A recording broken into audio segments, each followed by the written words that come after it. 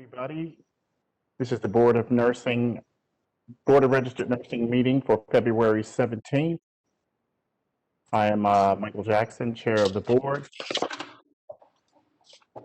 We're going to open the meeting now and call the roll and establish a quorum. Item 1.0. Like I said, I'm Michael Jackson, President of the Board, appointed by the Governor in the faculty role. Ken Marlborough, Public Member, Vice President, appointed by the Senate Rules Committee. Imelda. Good morning, Imelda Ceja-Butquez, Public Member, appointed by the Governor. Mary. I'm Mary Fagan. I'm the Nursing Services Administration Representative, appointed by the Governor. Susan. Susan Naranjo, Public Member, appointed by the Speaker. Dolores. I'm Dolores Trujillo, nurse and RN, appointed by the Governor in the nurse bedside role. Betty. Good morning, Elizabeth Woods, appointed by the Governor in the advanced practice role. Executive Officer. Lori Melby, I'm the Executive Officer appointed by the Board. Thank you very much, everybody, and thank you all for being here. Thank you all for sharing your faces so the world can see. Item 2.0, general instructions for the format of the teleconference. We'll turn it over to the BRN moderator. Good morning. This is the BRN moderator. I will be moderating the meeting. To facilitate public comment, we will be utilizing the WebEx question and answer feature. When the board reaches a point in the agenda at which public comment is appropriate, the question and answer feature will be turned on and members of the public can indicate that they would like to make a comment by inserting the phrase, "I would like to make a comment," in the question box, which is typically in the lower right of your screen. I will then call on the individual and unmute their microphone. The individual will have 2 minutes to make their comments. I will not give a warning as your time approaches. I will mute your microphone and will announce that your time has exceeded the time allotted. I will then move on to the next member of the public who has a comment. Please note that the question and answer feature is being used only as a means for members of the public to represent that they would like to make a verbal comment. This is not a means to ask questions of the moderator or members of the board. Such inquiries submitted using this feature will not be answered. When asking a question, please make sure the question is directed at the host, me, in the dropdown. If any attendees utilize a profane name, it will not be called upon to prevent members of the public from being subject to profane language. While you are free to express criticism or negative views, for the sake of the members of the public participating on the call, please do not use profane language when making public comments to the board. I will provide a brief reminder of this approach at the start of each public comment item. Finally, when board members or senior staff are not speaking, I would like to remind them to mute their microphone. If I detect background noise during the meeting as a result of unmuted microphones, I will interject with a brief reminder. Thank you. BRN moderator, thank you very much for your instructions. At this time, we'll move on to item 3.0, but prior to item 3.0, I'd like to just take a moment and we'll do another moment of silence for Dr. Dorothy Zirkle, who is a professor at San Diego State who passed away from COVID this past week. So just a brief moment of silence in honor of Dr. Dorothy Zirkle.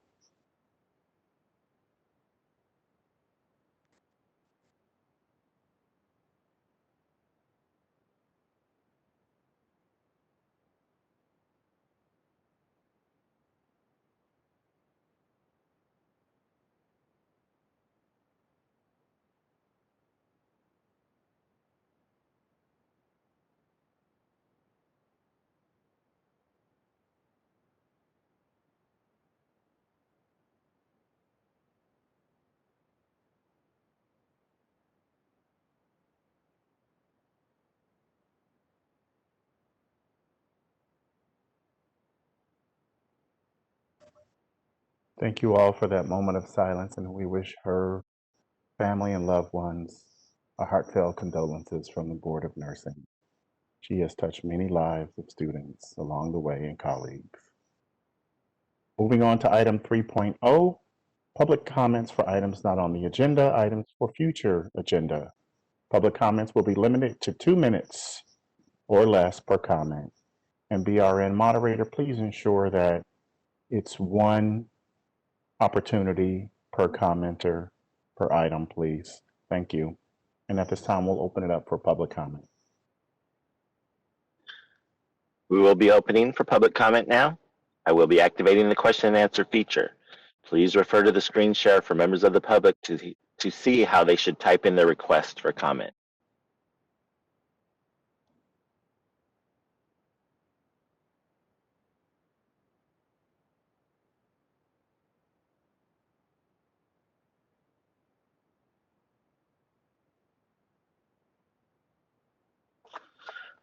I've activated the question and answer feature. Members of the public can indicate that they would like to make a comment by typing into the question box, "I would like to make a comment." Please remember you will have 2 minutes to make your comments. I will not give a reminder as your time approaches. I do not want to interrupt you nor cause you to lose your train of thought. I will mute your microphone and inform you that your time has expired, and we'll move on to the next member of the public. I'll pause for a moment for members of the public to type in, "I would like to make a comment."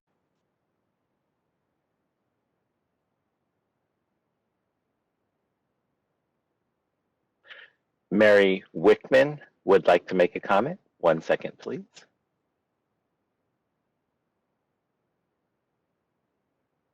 Go ahead, Mary. My name is Mary Wickman, and I'm speaking on behalf of the Quad Council that consists of CACN, COADN, ACNL, and ANAC. And so we meet regularly. And at our last meeting, there was discussion about vaccine rollouts and noted that many student learners are falling between the cracks. In some communities, they are not getting access when health systems offer them to employees.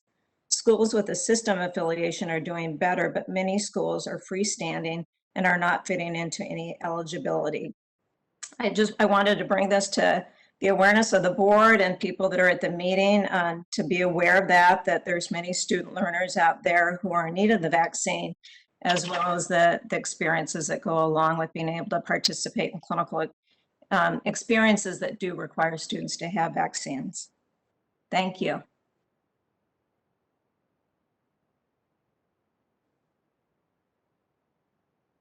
Alice Martinegra would like to make a comment. 1 second, please. Thank you, Mary.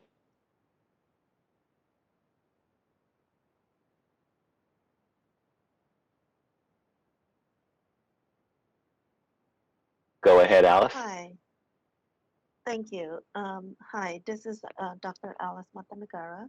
I would like to recognize and share with the board members that one of our nursing directors at Imperial Valley Community College, Dr. Roberta Webster, she had passed a few weeks ago. And so just to let you know that we should have a moment of silence to respect her as well. Thank you. Alice, we recognized Dr. Roberta Webster at the last board meeting last week. And we are very sorry for everyone's loss in Imperial Valley and her loved ones and people that were close to her and her students. Yeah, we shared her last week. Thank you very much.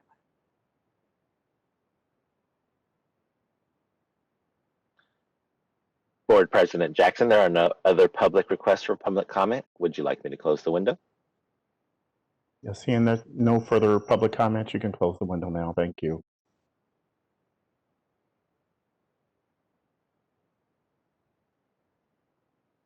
Moving on to item 4.0. This is the Executive Officer Report. Thank you, Michael. I wanted to follow up on the February 9th board meeting, just for people that did miss. We did appoint several of the members for the Nurse Practitioner Advisory Committee. We did go back out to elicit, we went back out and asked for additional applicants to cover the physician surgeon role. That was the one role that was not appointed. And if there are new applicants, those did it through February 26th at 5 p.m. That is when the posting will close. And then those new applicants for the physician surgeon, as well as all previous applicants, including the previous nominee, will be reevaluated by the committee, both consisting of Michael Jackson and Elizabeth Woods, for a final physician surgeon appointment. Once that decision is made, there will be a 10-day posting period, and we will hold another board meeting for appointing of that member. In the meantime, the letters will go out, letting people know that we've received their applications and whether they were appointed or not. And the appointment letters do share the board training that is scheduled for March. And those appointed members can go ahead and sign up for the March training, and they can move forward while we are still looking to fill that physician surgeon role. The hope is that the board training and the new appointment will coincide closely together, so as to not have any delays, and then a committee meeting can be scheduled. Additionally, all members were appointed for the nurse midwife advisory group, and letters will be going out on that as well, letting them know when the board training is in March, and they are encouraged to sign up for that. We do have implementation plans that we will be posting to our website today underneath the meeting materials for Assembly Bill 890, as well as Senate Bill 1237. That shares some of the board process where we did complete that we developed, posted, and received applicants. The committee member selection process went through that. The next step with the advisory committee is the onboarding and training, and then charter review by the board. Then once the charter review, we can go about considering disciplinary action and process review. And then from there, it moves into looking at the transition of practice and meeting with the OPES, which has started. And so there's several things. And so there's 9 individual items and then items listed under that. And so that would give a more of an overview for the public to refer to. So those will be posted today for both Senate Bill 1237 and Assembly Bill 890. I also want to update on the California State Auditor recommendations. We did have an enforcement audit in 2016 where recommendation 7 had previously been deemed as fully implemented. With the investigative report 12020-0027, the whistleblower complaint, it was discovered that number 7 was not fully implemented, and we received 3 recommendations from that. Recommendation 1 and 2 have been fully implemented, but recommendation 3 will not be fully implemented until they are able to ensure that recommendation number 7 from the first 2016 enforcement audit was actually implemented fully. We have submitted evidence to them. We've submitted reports to them, and they are still in the kind of audit stage of that, making sure that it is accurate and we did not falsify any new documents going to them and that they can trust that source. We have not heard from CSA on how they expect to verify that. But if you do go on to their website, it does say that they've received the information from us, but as they had received falsified information in the past, they will be doing a more in-depth look to make sure that we didn't continue to submit falsified information. So we're waiting for them to verify that. Once they verify that information, we are 100% sure that we will receive a fully implemented on recommendation number 3. The last audit to talk about is the pre-licensure audit, and that's the 2019-120. We've had our 6-month update on that for January. and we received multiple areas of fully implemented. The NECs, our licensing, Chief of Licensing, Macaulay Pusaran, myself, Yvonne Leonard, my Assistant Executive Officer, they've been working so hard on getting all of those implemented in a very timely manner. And I just wanted to thank them for their hard work on that. There's been a lot of changes. Our ELC liaison is keeping up with those and ensuring that those continue to stay implemented. And there's just a lot going on with that. We did start our strategic plan process where we partnered with Solid for the development of that. Our strategic plan right now currently goes through 2021. And so we are working on our strategic plan for 2022 and 2025 with hopes to have it ready and able to be presented to the board by the end of this year. I have great news. I'm very excited to share this. In 2 weeks, we will have a brand new phone system. I have been told that the phone system will be implemented by March 2nd. It is an Amazon-based phone system. Our board ops, Matthew Yates, has been able to test it out, and it's exciting. The first phased-in approach will allow callers to know where they are in queue and their projected wait time as soon as they connect with the BRN. And then the best part that I like on there is that it allows them the option to enter a callback number, so they will no longer have to wait on hold unless they choose to do so. And so they will be able to enter their phone number and walk away from that phone. So I'm very, very excited about that. We are told that it'll be implemented and ready to go on March 2nd. There was talk that it could have been implemented right before the end of the month. However, it was decided not to move in that time period because that's when most of our RNs are trying to renew, and so that they can go into the next month, and that's when our call volume is the highest, and we would hate to have a new system rollout that may not be fully up and functional and have something major happen during that time frame. So they promised me March 2nd. Additionally, we have joined a pilot. It's called the DCA Enlightened License Project. We did volunteer for this, and we are the very first board to undergo this with DCA. It is a group of other EOs and other licensing, chiefs of licensing in the various boards and bureaus who are coming together to look at the BRN's licensing process and see where improvements can be made, share best practices, and really look at what is going on. When asked what the first priority would be for the BRN, we talked about the in-state California grads being able to get their transcripts uploaded and into Breeze with a grad date posted by working with the deans and directors and the admissions and records process at the individual schools.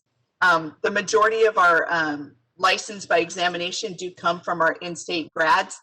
And the difficulty that we have right now with the licensing process is the graduates or the soon-to-be graduates get very excited and they apply for licensure 2 to 4 weeks in advance of their grad date.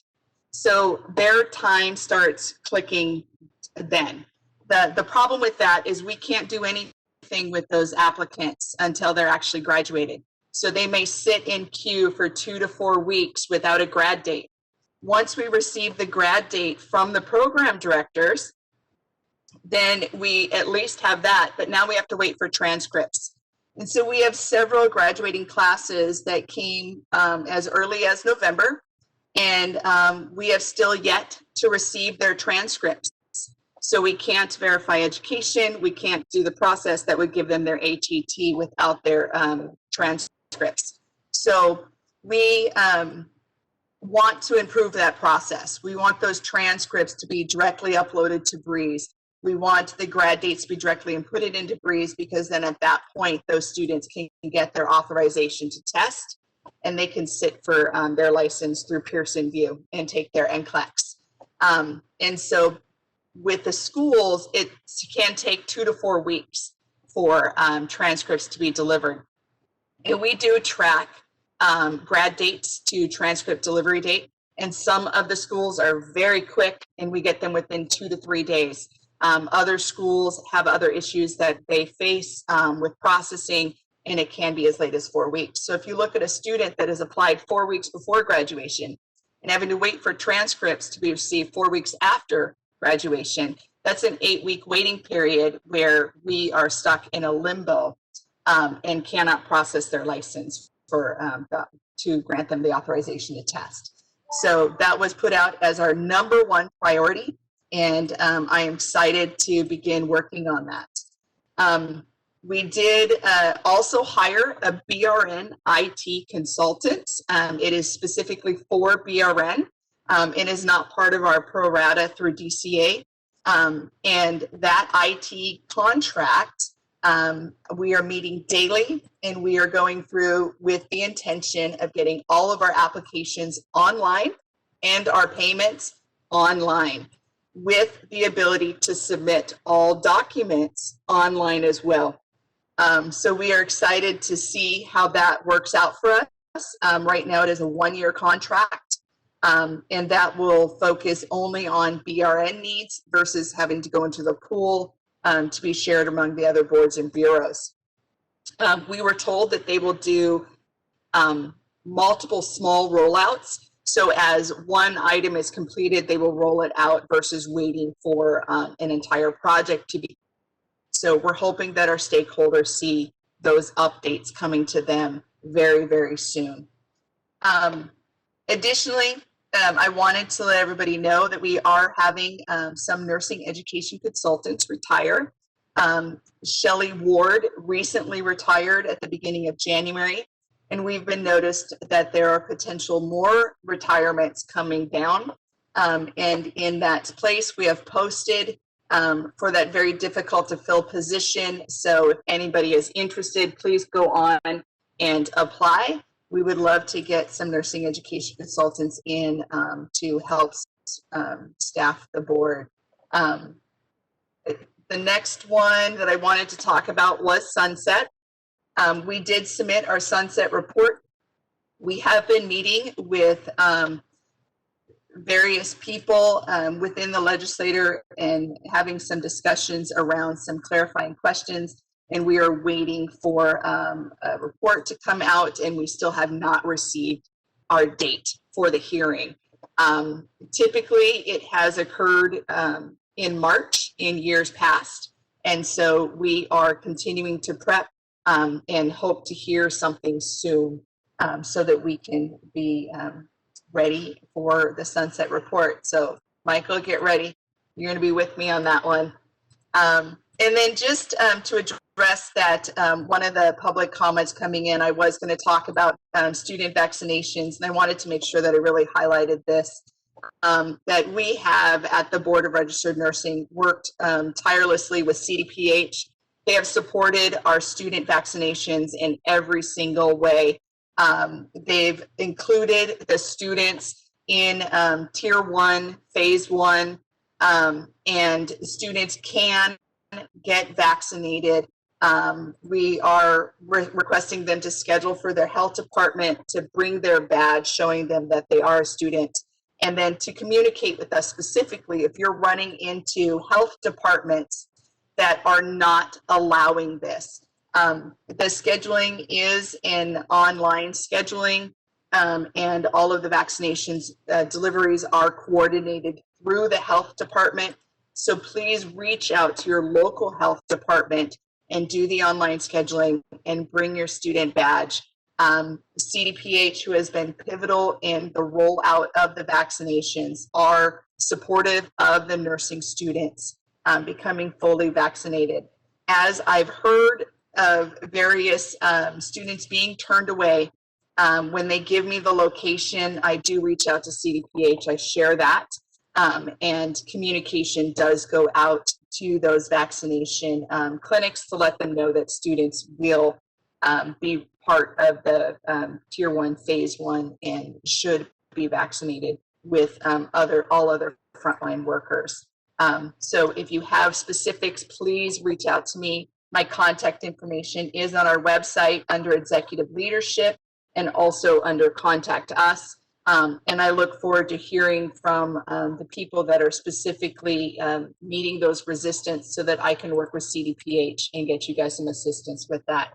So I wanted to take that update a little bit further than the plan was. The plan was just to talk about the release that we do have under the coronavirus COVID-19 information on our website that does talk about the COVID-19 vaccination and that they are included in Phase 1A of the vaccination rollout, and that students and faculty who are going to these facilities to participate in clinical are included and can get vaccinated.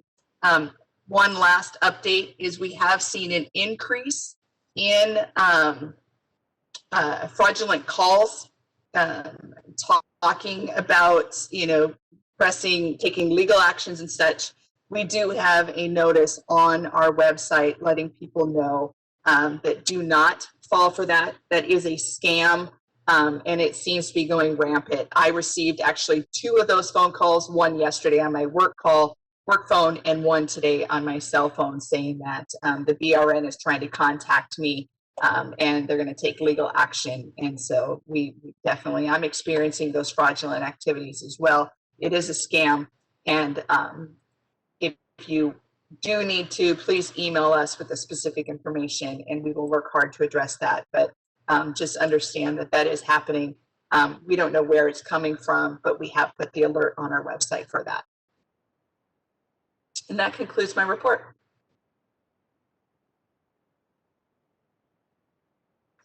Thank you very much for your report. You're welcome. Are there any questions from the board members?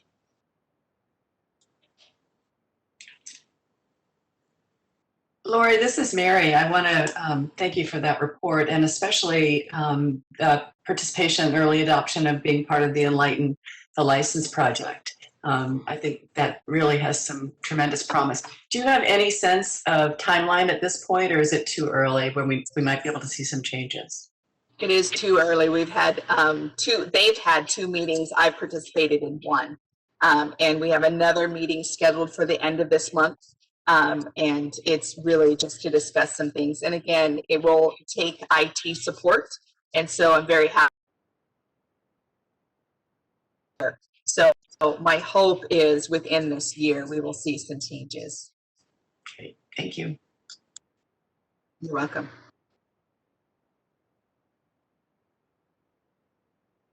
Are there any other questions from the board members?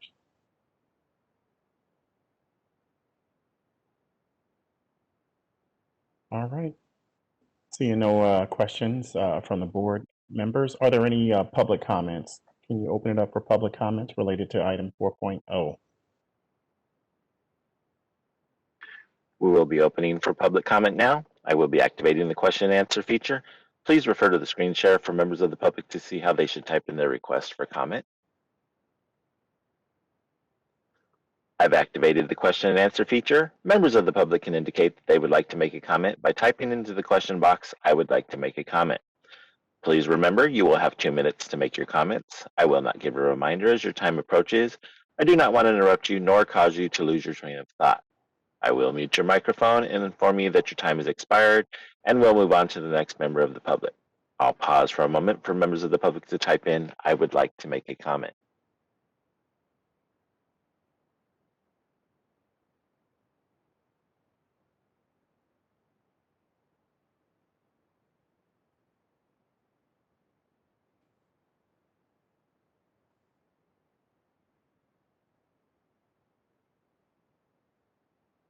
Laura Hamid would like to make a comment. 1 second, please.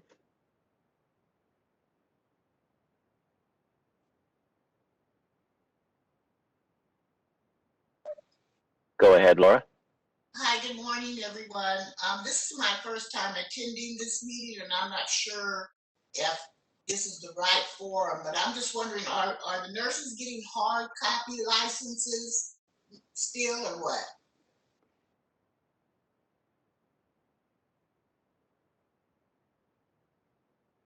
Thank you, Laura.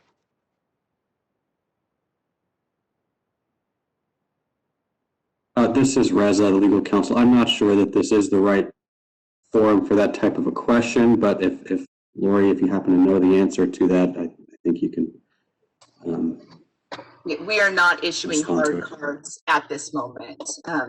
That is something that we removed a few years back in the efforts to go green and to allow for greater transparency with the employers throughout California.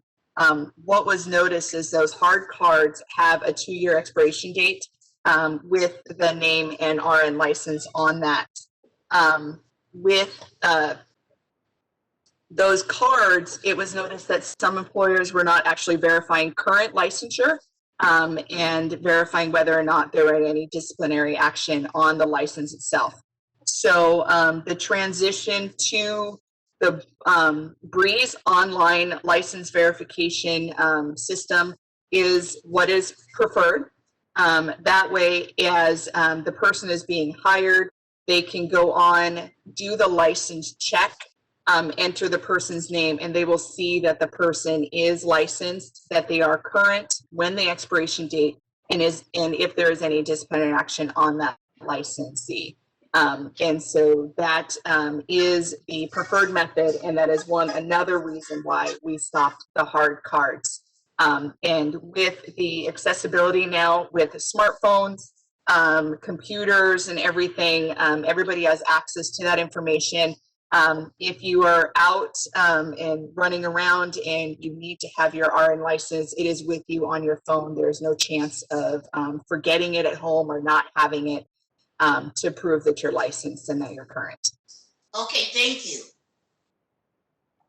You're welcome. Thank you. Mac user would like to make a comment. Go ahead, Mac user. Good morning, folks. My name is Mark Kane. Sorry about the Mac user. I'm a nurse practitioner. I've been licensed with the board since the 70s. I wanted to comment and request with your new IT person that you would consider, please put a PDF printable version of our card online so that we can print it off ourselves. It's a problem, especially when you're on an airline and you have a medical emergency. You can't prove that you're a nurse or nurse practitioner because you don't have a card. And since we're, as far as I know, the only entity within Consumer Affairs that doesn't have one, it's embarrassing. I've had multiple situations where I needed to show licensure and try and explain why my old card from years ago was the only thing I had. So I'd appreciate it if you consider at least allowing a PDF version of that card. Thank you.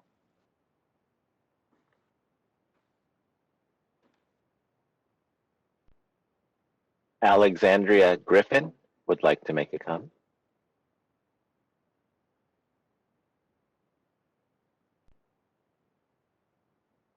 Go ahead, Hi, Alexandria. good morning, everyone. Sorry, I wasn't sure if you can hear me. Go ahead. I just wanted to know if for new nurses need licensure verification, considering that we are in a pandemic, in order to work in other states at the moment. And again, I'm not sure if that's the correct question for this type of meeting at the moment.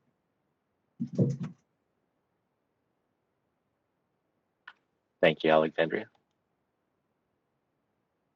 T. Carr would like to make a comment. Oh, I'm sorry, T. Card.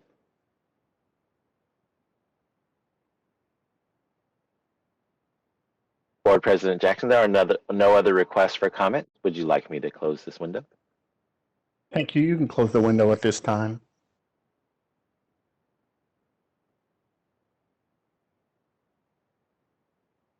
For that last comment about the license verification, I would suggest reaching out to board staff outside of this meeting.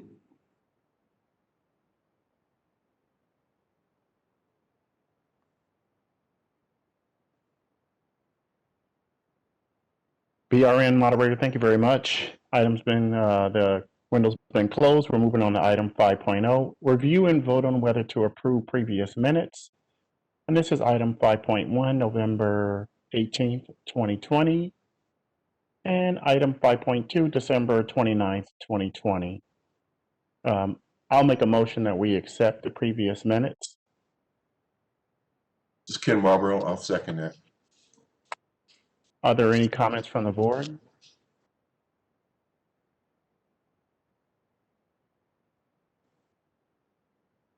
This is Reza. I think perhaps implicit in that motion might be that any non-substantive changes, typos, things like that can be corrected. I think there might be maybe some minor issues with name, spelling, things like that. So moved. Ken, do you second it? I do second that. Thank you. Seeing no other comments from the board members, we can open it up for public comment prior to the vote. We will be opening for public comment now. I will be activating the question and answer feature. Please refer to the screen share for members of the public to see how they should type in their request for comment. I've activated the question and answer feature. Members of the public can indicate that they would like to make a comment by typing into the question box, "I would like to make a comment." Please remember, you will have 2 minutes to make your comments. I will not give a reminder as your time approaches. I do not want to interrupt you nor cause you to lose your train of thought.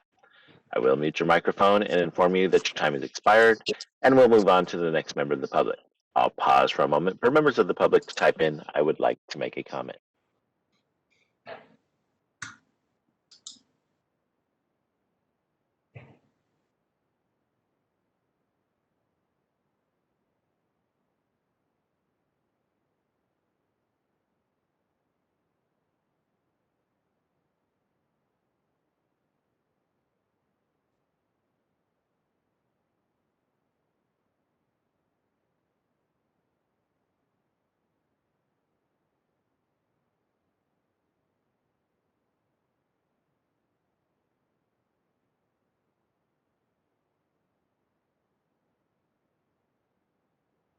Board President Jackson, there are no public requests for comment. Would you like me to close this window? Thank you very much. Close the window, please.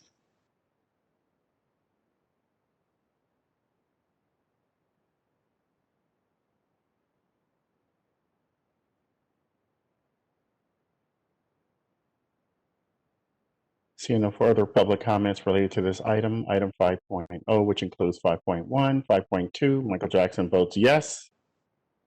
Ken Marlboro, Ken Marlboro votes yes. Mary Fagan, Mary Fagan votes yes. Imelda Seha Buckwitz, Imelda Seha Buckwitz votes yes. Dolores Trujillo,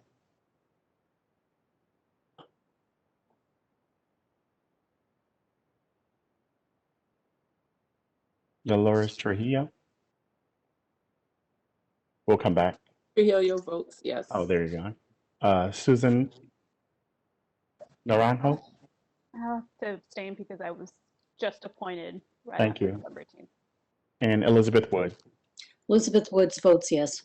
Thank you very much. Item 5.0 is closed. Moving on to item 6.0. And this is report of the Nursing Practice Committee. At this time, we'll turn it over to the chair of the Practice Committee, Elizabeth Woods. Hello.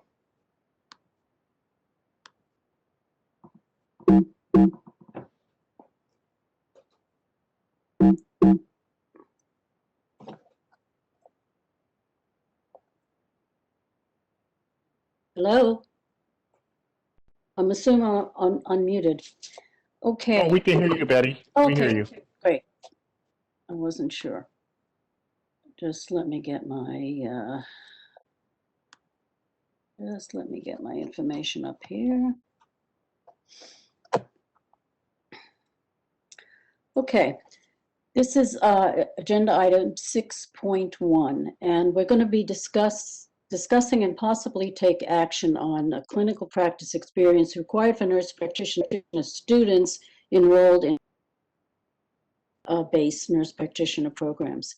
And I'd like to thank Jeanette Wackerly for putting this all together, which she always does with this, and checks out these things. I don't know if she's on right now. Here. Hi, Jeanette. We're going to be looking at 4 universities that are out of state. One is the Advent Health University, and Bradley University, and Grand Canyon University, and University of Pennsylvania. They have provided the evidence of compliance with CCR 1486 and ensure that students have successfully completed prerequisite courses and are enrolled, and they're going to be enrolled in non-California-based nurse practitioner educational programs. There's documentation that we require for this, and I don't know if people have looked at this beforehand. Otherwise, it's in the materials. There's a criteria where they have to submit to for these various programs for those to be accepted in California, and you can see that we have what's called Regulations 1486. For the clinical practice experience for nurse practitioners outside of California. And there's many of them here. I won't read them all. You can read those yourself. You can follow along here. But they have, all of these universities have completed the requirements that are necessary, except that we haven't given them the okay. And that's what we're going to be doing today. We're hoping that I would suggest that we accept these universities. And does anybody have any questions about this before I move on?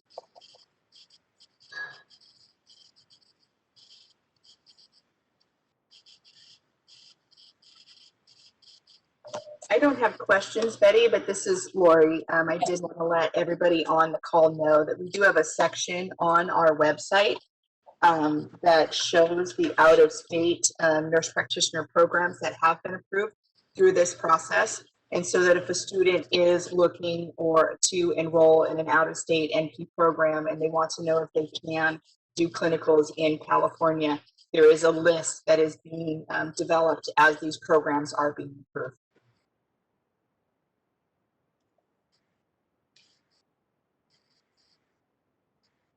Any questions from the board?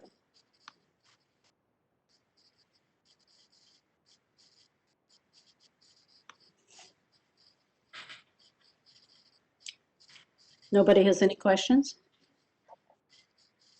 I can open it up for questions then from the audience. Before, can we take a vote? Or take a motion? I make a motion that we accept these. Okay. I second it. We have no questions from the board. We can go to questions from the public, please. We'll be opening for public comment now. I will be activating the question and answer feature.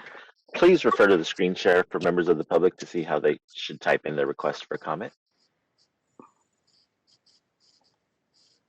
I've activated the question and answer feature. Members of the public can indicate that they would like to make a comment by typing into the question box, "I would like to make a comment." Please remember, you will have 2 minutes to make your comments. I will not give a reminder as your time approaches. I do not want to interrupt you nor cause you to lose your train of thought. I will mute your microphone and inform you that your time has expired, and we'll move on to the next member of the public. I'll pause for a moment for members of the public to type in, "I would like to make a comment."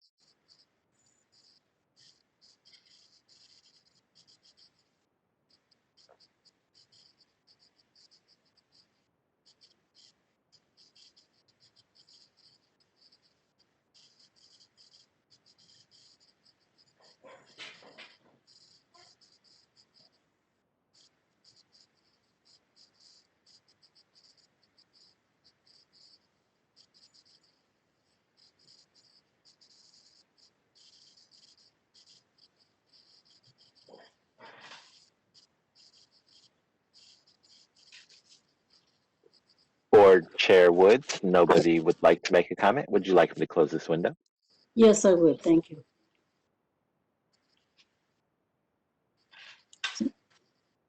since we have no other comments, I will like to take a vote on this. Just to be clear, the universities that we're talking about are Advent Health University in Florida, Bradley University in Illinois, Grand Canyon University in Phoenix, Arizona, and the University of Pennsylvania in Philadelphia.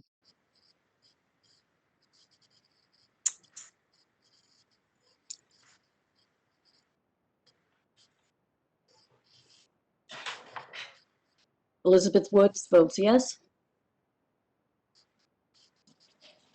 Michael Jackson, yes. Ken Marlborough votes yes. Imelda Seja Butkus, yes. Mary Fagan, yes. Susan Naranjo, yes. Trujillo, yes. Is everybody? Looks like it's everybody. So that has passed. Thank you. It's the entire report of the Nursing Practice Committee. Thank you. Thank you very much, Betty. We're moving on to item 7.0. This is report of the Education Licensing Committee. I'm Michael Jackson, chair of that committee. Our staff liaison is Dr. Mary Ann McCarthy. Has she been elevated to panelist speaker?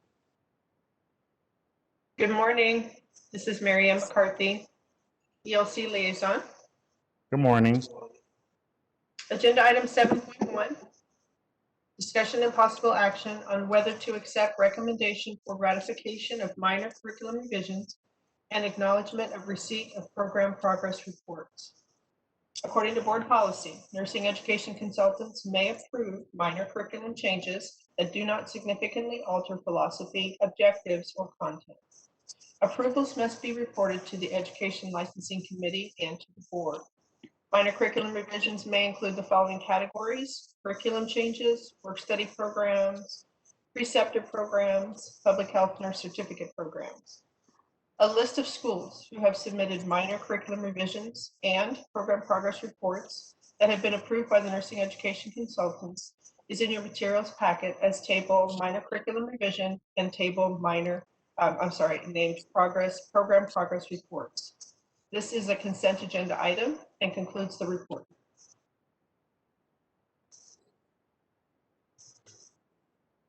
Thank you very much. Item 7.1, I make a recommendation that we accept.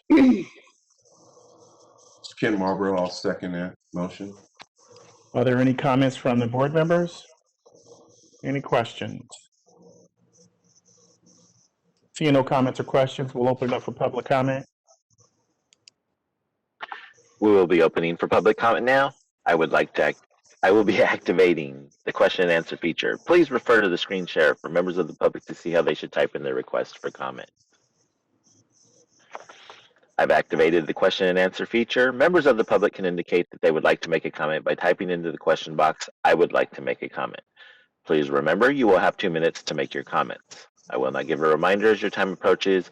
I do not want to interrupt you nor cause you to lose your train of thought. I will mute your microphone and inform you that your time has expired, and we'll move on to the next member of the public. I'll pause for a moment for members of the public to type in, "I would like to make a comment."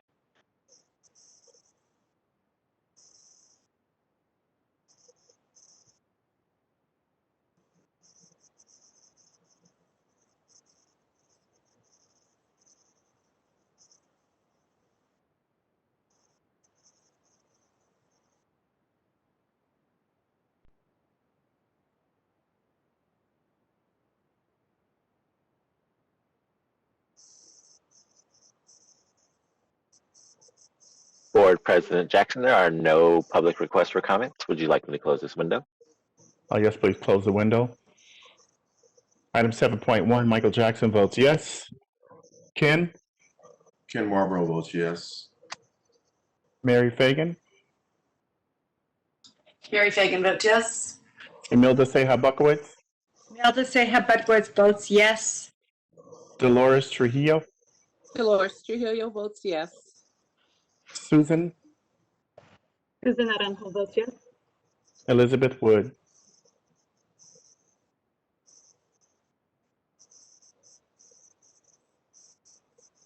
Betty? Elizabeth Woods votes yes. Thank you. Item 7.2. Discussion and possible action on whether to accept recommendation for ratification of clinical facility approvals or other action. According to board policy, nursing education consultants may approve clinical facilities that are in compliance with regulation. Approvals must be reported to the Education Licensing Committee and to the board. A list of schools who have submitted clinical site documentation and have been approved by the nursing education consultants is in your materials packet as table clinical agency or facility approval. This is a consent agenda item and concludes this report. Thank you very much. Michael Jackson votes to accept item 7.2. Do I have a second? Was that a motion, Chair Jackson? Yes. In your motion. Imelda Ceja Bedgoes. Michael Jackson makes a motion to accept item 7.2. Ken Marlborough seconds that. Are there any further comments from the board members?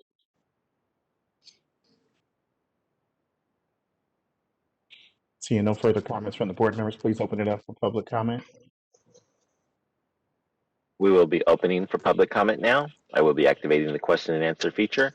Please refer to the screen share for members of the public to see how they should type in the request for comment. I've activated the question and answer feature. Members of the public can indicate that they would like to make a comment by typing into the question box, "I would like to make a comment." Please remember you will have 2 minutes. I will not give a reminder as your time approaches. I do not want to interrupt you nor cause you to lose your train of thought. I will mute your microphone and inform you that your time has expired, and we'll move on to the next member of the public. I'll pause for a moment for members of the public to type in, "I would like to make a comment."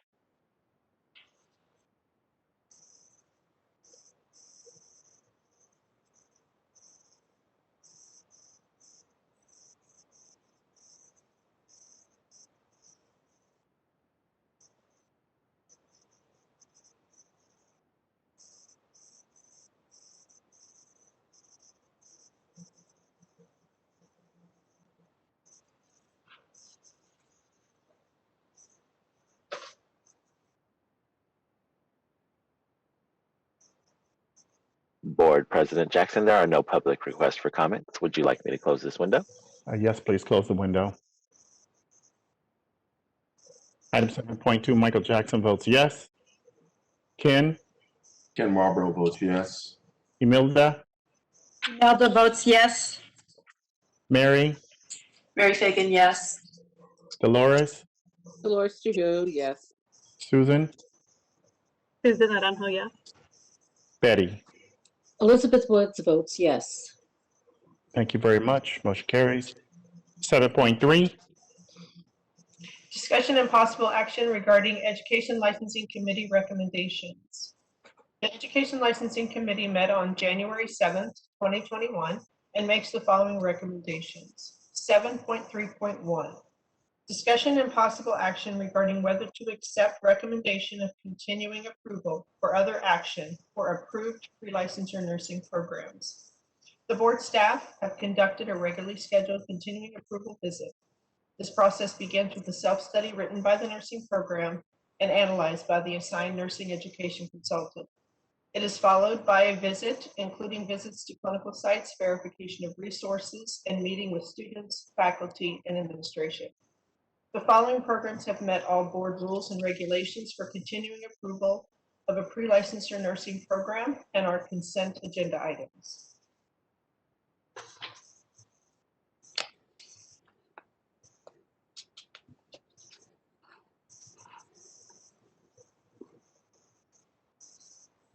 Thank you very much. Item 7.3. I make a motion that we accept. I'll second that motion. Woods. Are there any comments from the board?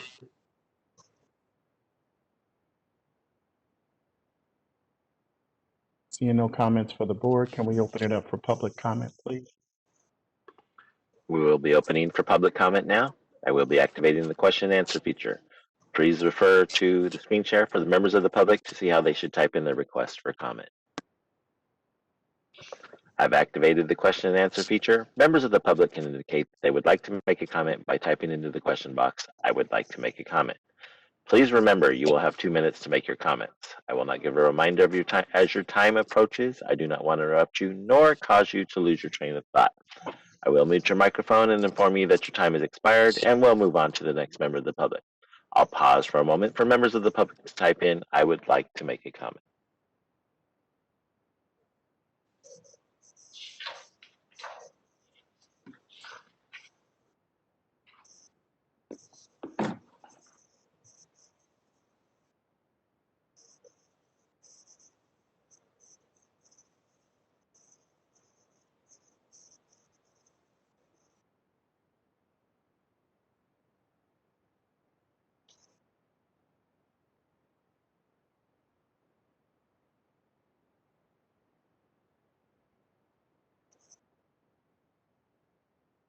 Board President Jackson, there are no public requests for comments. Would you like me to close this window? Yes, please. You can close the window now, seeing no further public comment. Michael Jackson votes yes for item 7.3. Point one. Ken, Ken Marlborough votes yes. Imelda, Imelda Seja Butkowitz votes yes. Mary, Mary Fagan, yes. Dolores, Dolores Trujillo, yes. Susan, Susan Naranjo votes yes. Betty. Elizabeth Woods votes yes. Thank you. Agenda item 7.3.2, discussion and possible action regarding whether to accept recommendation of continuing approval or other action for an advanced practice program, Western University of Health Sciences. The BRN staff have conducted a regularly scheduled continuing approval visit for an advanced practice degree nursing program. This process began with a self-study written by the nursing program and analyzed by the assigned nursing education consultant. It was followed by a 2 to 3 day visit, including visits to practicum sites, verifying resources, and meeting with students, faculty, and administration. Western University of Health Science Advanced Practice Nurse Practitioner Program has met all board rules and regulations for continuation of approval of an advanced practice nursing program. This is a consent agenda item. Item 7.3.2, I make a motion that we accept. I'll second. I second. Who was the second? Woods will second. Thank you. Comments or questions from the board? No comments or questions from the board. Public comment? We will be opening for public comment now. I will be activating the question and answer feature. Please refer to the screen share for members of the public to type in how they would like to request for comment. I've activated the question and answer feature. Members of the public can indicate that they would like to make a comment by typing into the question box, "I would like to make a comment." Please remember you will have 2 minutes to make your comments. I will not give a reminder as your time approaches. I do not want to interrupt you nor cause you to lose your train of thought. I will mute your microphone and inform you that your time has expired, and we'll move on to the next member of the public. I'll pause for a moment for members of the public to type in, "I would like to make a comment."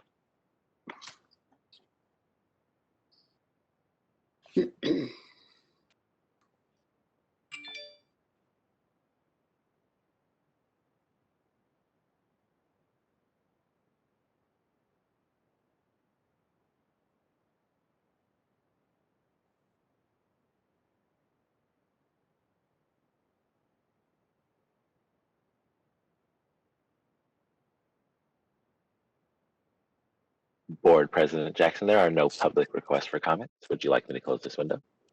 Yes, please close the window. Item 7.3.2, Michael Jackson votes yes. Ken, Ken Marlborough votes yes. Imelda, Imelda Seja Butkowitz, yes. Mary, Mary Fagan, yes. Dolores, Dolores votes yes.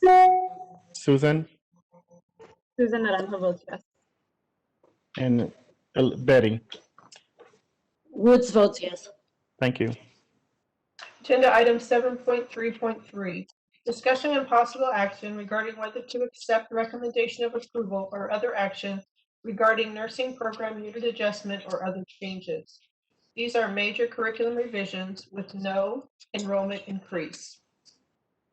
The BRN staff have evaluated the major curriculum revision requests. The following nursing programs have met all board rules and regulations for a major curriculum revision without enrollment increase for a pre-licensure nursing program and are consent agenda items.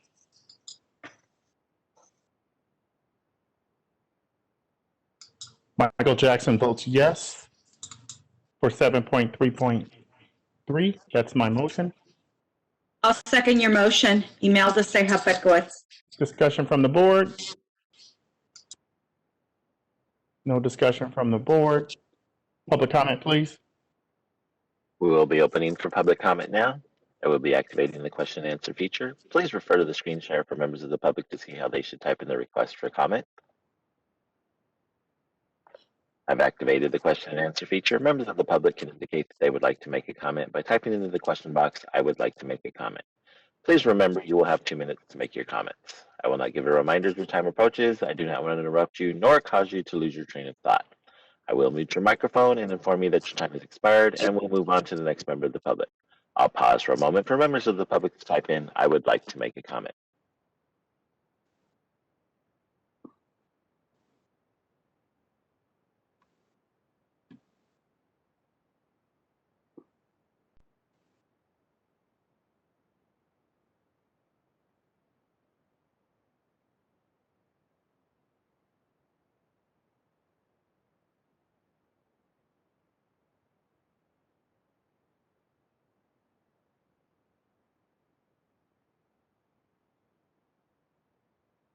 Board President Jackson, there are no public requests for comments. Would you like me to close this window?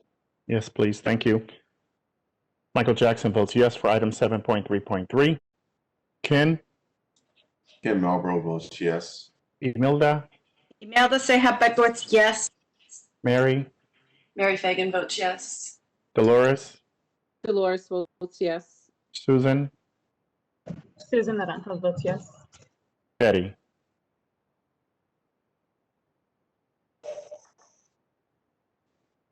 Woods, yes. Thank you. Agenda item 7.4, discussion and possible action regarding recommendation to accept program progress report with discussion and possible action to address any performance gaps, including actions described in California Code of Regulations, Title 16, Section 1423.2, Subdivision A, for East Los Angeles College Associate Degree Nursing Program. I am the nursing education consultant for East Los Angeles College, and I will be pursuing this program. Joining me on the line will be Dr. Christine Chandler, the program director, Dr. Kendra Madrid, the dean, and Dr. Armida Ornelas, the vice president. At our November 2019 board meeting, ELAC was put on mourning status with the intent to close. They are required to report at each ELC and board meeting. Reports for this meeting were submitted from the nursing program. The report is included in your packet. In the agenda item summary, I stated my current concerns as the nursing education consultant at ELAC. The nursing program appears to want to run in independent of the college, which is a significant problem. I have requested that the internal issues between the nursing program and college administration be addressed in the best interest of the nursing students. The topics I have discussed with the nursing program and leadership, as well as administration, include the communication process between parties, the plan for future leadership team meetings, the roles of the assistant directors, and detailed training and a schedule with a timeline for all assistant directors. I continue to work closely with ELAC towards student success and sustainability of the program. This concludes my report. Thank you very much for your report. Are there any comments from the committee members? Or board members, sorry.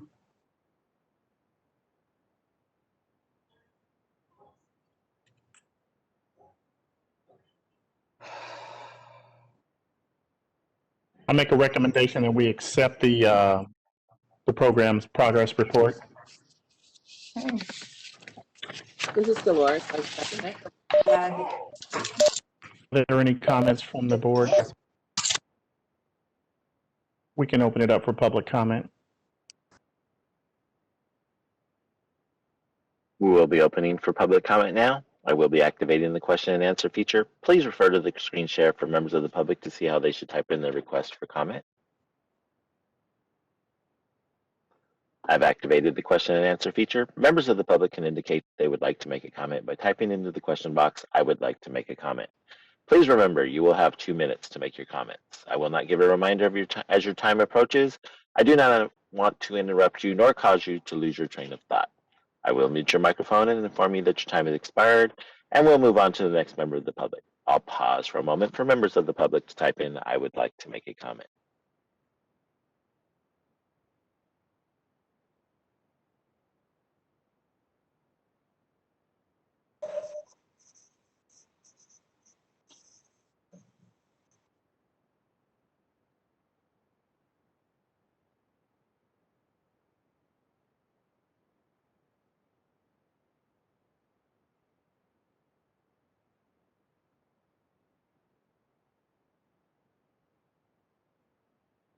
Board President Jackson, there are no public requests for comments. Would you like me to close this window? Yes, please. Item 7.4, Michael Jackson votes yes. Ken, Ken Marlborough votes yes. Imelda, Imelda Sehabet votes yes. Mary, Mary Fagan, yes. Dolores, Dolores Trujillo, yes. Susan, Susan Naranjo, yes. Betty. Woods, yes. Thank you. Agenda item 7.5.1, discussion and possible action regarding the recommendation to accept feasibility study for a new pre-licensure nursing program. Palo Verde College Associate Degree Nursing Program.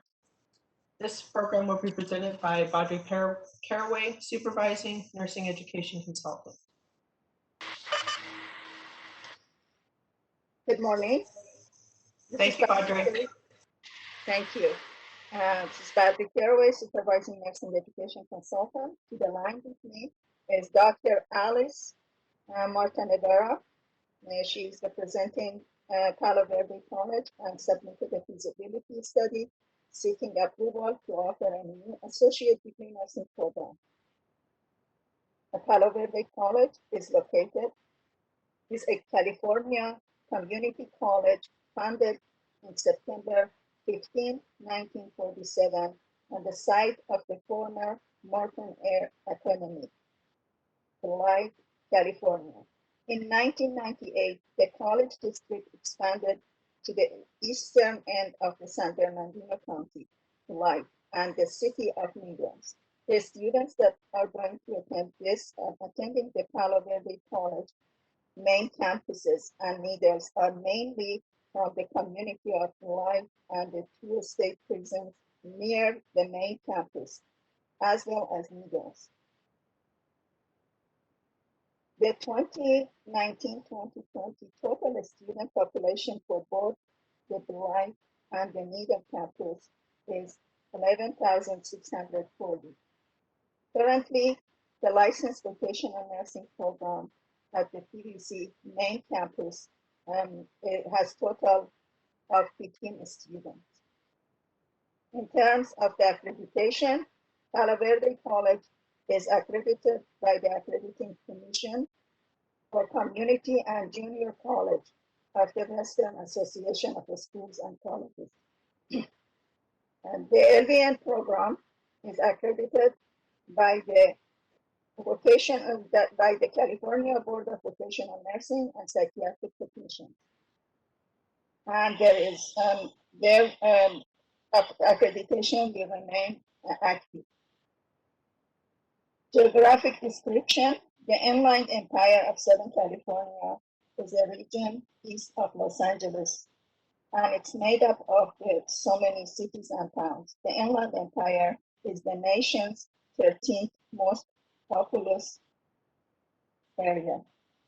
and it stretches across 27,000 square miles with a population of 4,476,000. The region has experienced growth in the areas of the healthcare, professional, scientific, and technical services. In terms of the application pool and enrollment, the Inland Empire is one of the areas that was identified as needing increased RN graduates to meet the current and future demand for nurses by 2026. This is based on the health impact research of 2018. In terms of the most part of the bright and the needles, they are really in need of the schools because of the needs of the populations that they are there. There are approximately 4,200 high school students each year in San Bernardino and Riverside counties that will be supported by those colleges. In terms of the enrollment, Palo Verde College proposes an associate degree nursing program with a yearly enrollment of 20 students starting the fall 2022 per semester. And for the next 5 years, their approximate or projected enrollment will be 100 students. In terms of the budget, the tuition for the ADN student is $36 per unit for the enrollment fee.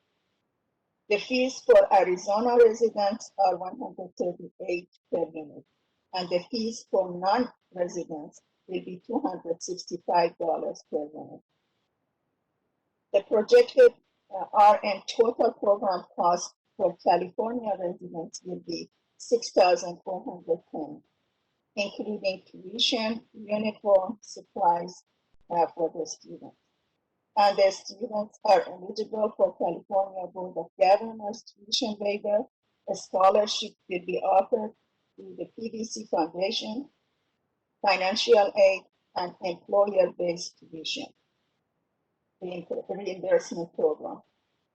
The California State Community College School monies, which is from the Chancellor's Office and the Federal General Restriction Funds, will be mainly the main source for the income for the PVC nursing program. The California Board of Governors provides fee waiver for RN students. Therefore, the tuition will not be relied upon by the PVC as a source of the revenue for the ADN program. In terms of the resources, the California Strong Workforce, the Citizen Fund, were allocated to money to hire a consultant to complete the ADN program's feasibility and self-study report. Upon the BRN approval, the proposed ADN program will initially hire a program director, 2 full-time faculty in every year, and then 2 full-time faculty and 1 to 2 adjunct faculty in the year 2. The student resources include library, a skills lab, high-fidelity simulation lab classroom with the 36 maximum room capacity. Building mall with a student study and resource center, faculty offices and lounge, and auditorium with approximately 200 maximum room capacity, 7 additional classrooms, 3 computer labs, a conference room, and other resources will be available. These resources, existing resources and equipment and supplies will be shared between the LVN and the ADN programs. In terms of the curriculum, the proposed curriculum will consist of 85 total graduate units. It's 18 weeks semester credits, and the curriculum includes 45 units of the art and science of the nursing, 25 units consist of theory, and 20 units of clinical practice, 24 units of science, and 6 units of communication. And the forms has been submitted and it's in your reference. In terms of the clinical side, Palo Verde College has secured certain clinical affiliation agreements and also signed and completed the required forms. All submitted documents have been reviewed and meet the BRN regulatory requirements. They are available in your program reference file. This concludes my report. Thank you.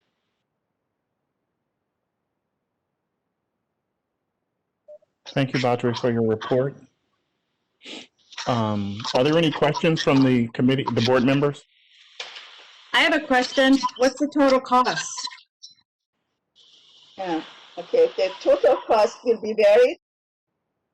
I will just, hold on, please, let me see. I think I have reported it, but it says that the cost for the project, the projected RN total program cost will be $6,410, which include the tuition, uniform,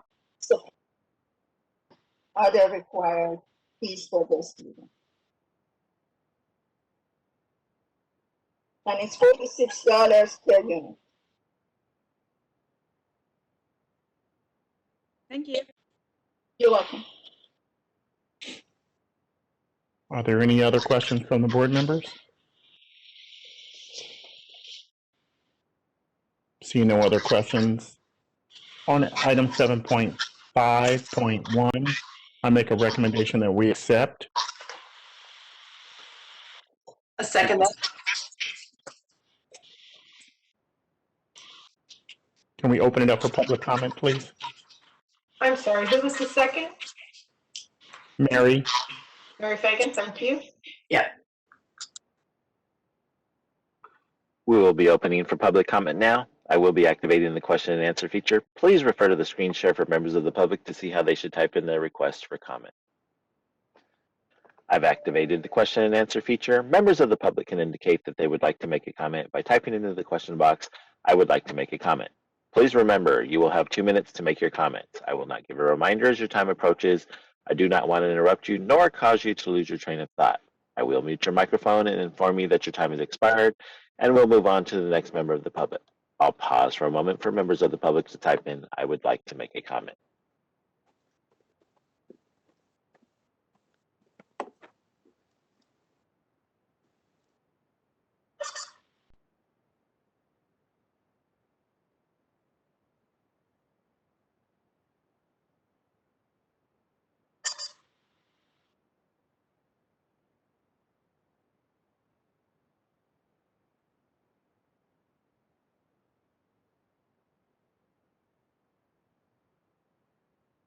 Board President Jackson.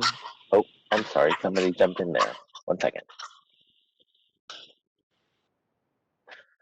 Alice Martinegro would like to make a comment. Alice, you've been unmuted. Go ahead. Hi, this is Alice Montenegro, and I would like to thank the board as well as Ms. Audrey Caraway for her dedication and her guidance to making this come to reality for Palo Verde Community College. Thank you.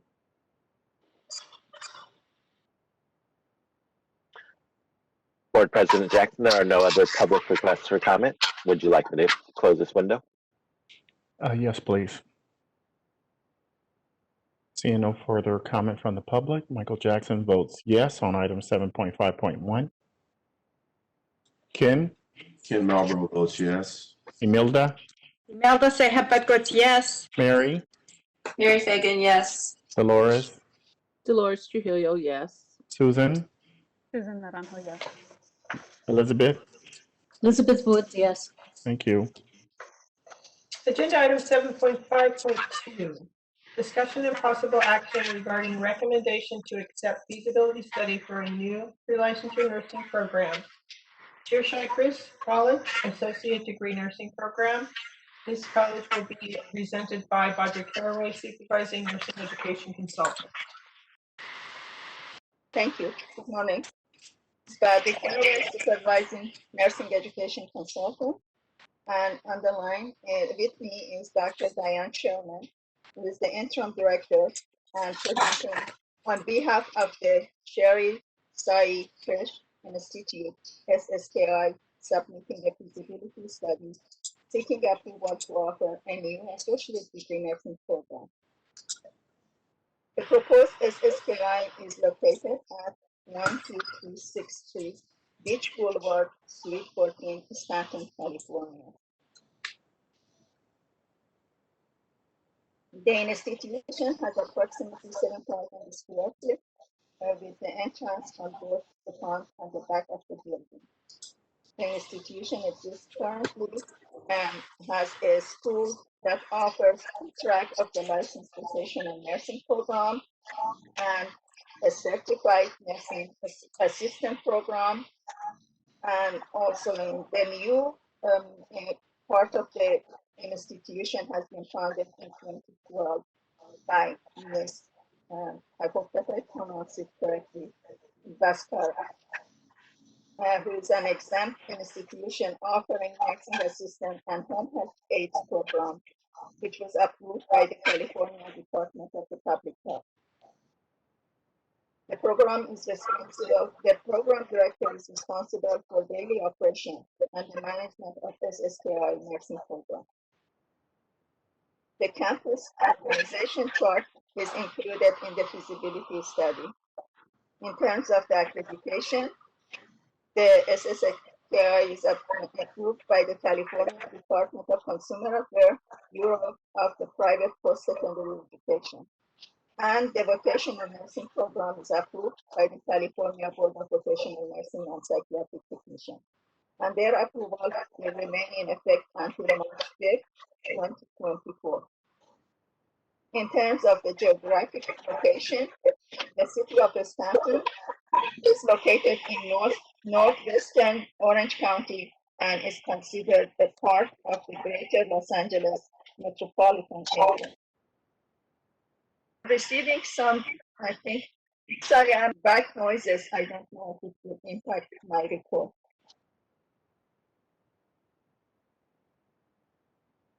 The estimated population of Stanton is estimated at more than 39,000, giving it a density of about 12,000 population per square mile. The per capita income of the individual was 23,400, with less than 20% having a college education, 44% foreign born, and with over 69% of individuals speaking a language in their home other than English.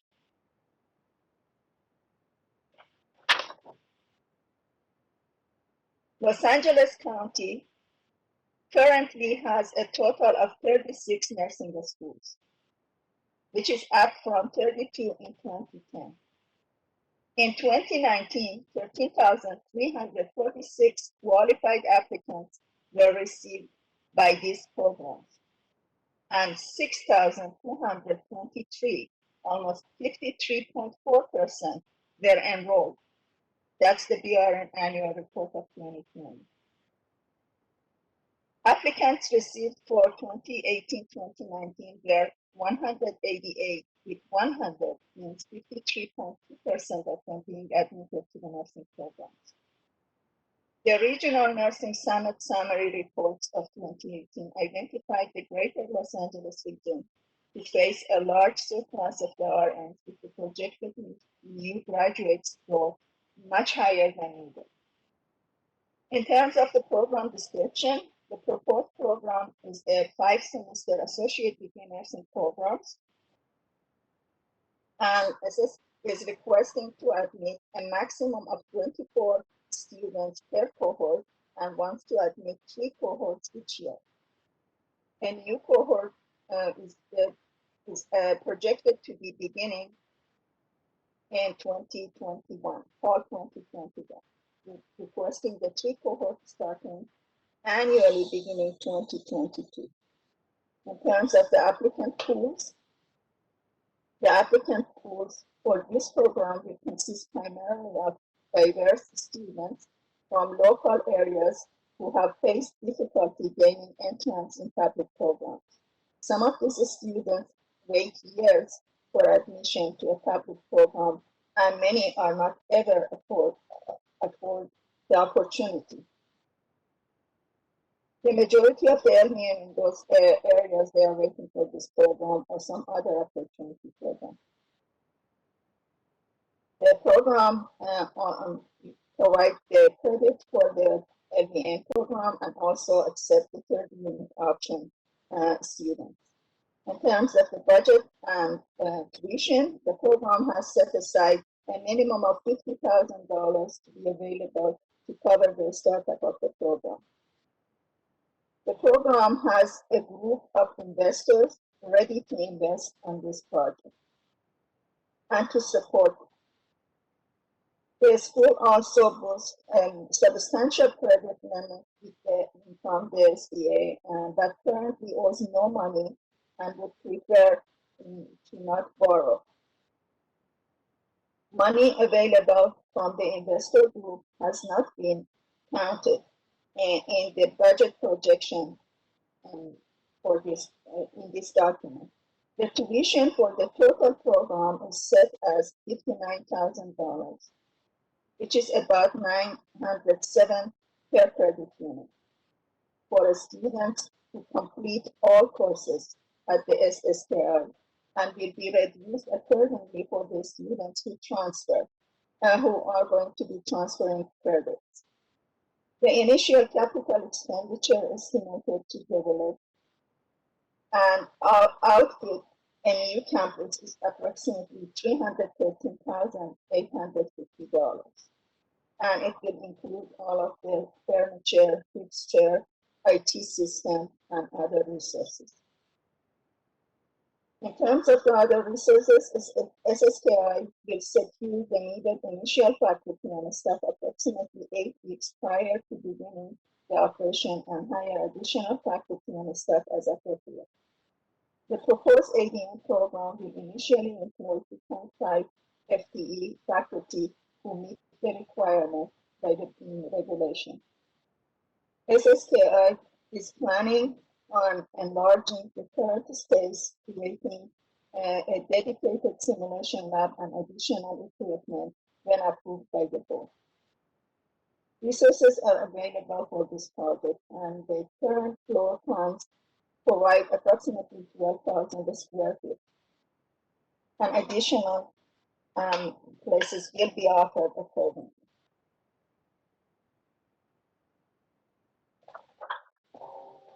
The nursing curriculum is is total of the 65 units, and it's 18 credit units of the lab, and all are submitted to you in the form of the EDBP 05 and 06. In terms of the clinical site, currently they have obtained the clinical site for each specialty area and will continuously evaluate the clinical placement for the students. They have submitted 10 verification of the facilities, which was included in the package I have provided. In terms of their success in their LVN program, the pass rate in 2015-2016 was 88%, and then from 2016 to 2019, it has been 100% each year.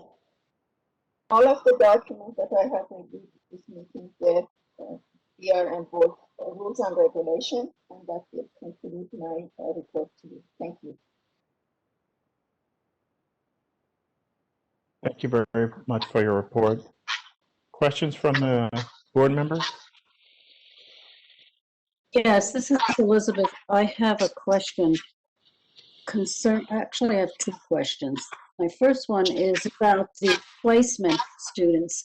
They're not going to be having any placement until they draw near to the time when they need the placement. Is that your understanding of this? I'm sorry if you clarify that one. Right now, they have LVN students that they are using and utilizing the same clinical places, and they can offer them the same placement for their students for their LVN. Is this what you were referring to? I'm not clear. The clinical placements will be in the same area where the LVN placements are now? I will refer it to Dr. Diane Sherman. She's on the line. That's my understanding from their submission of the program. I would like her to respond to your question. Dr. Sherman?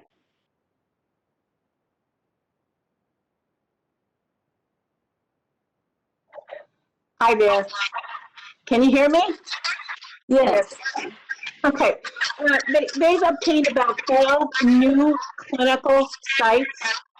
I don't know why I'm getting feedback. I apologize.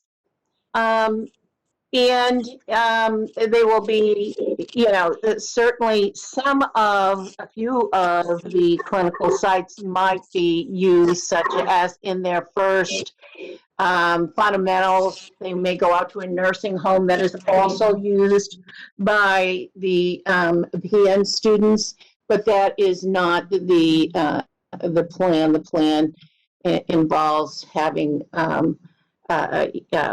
clinical sites that are directly related to what the RN student needs to do. And the other comment I would like to make is the students are front-loaded with GEs and an introduction to nursing, and they do not get into their clinical sites until their third semester.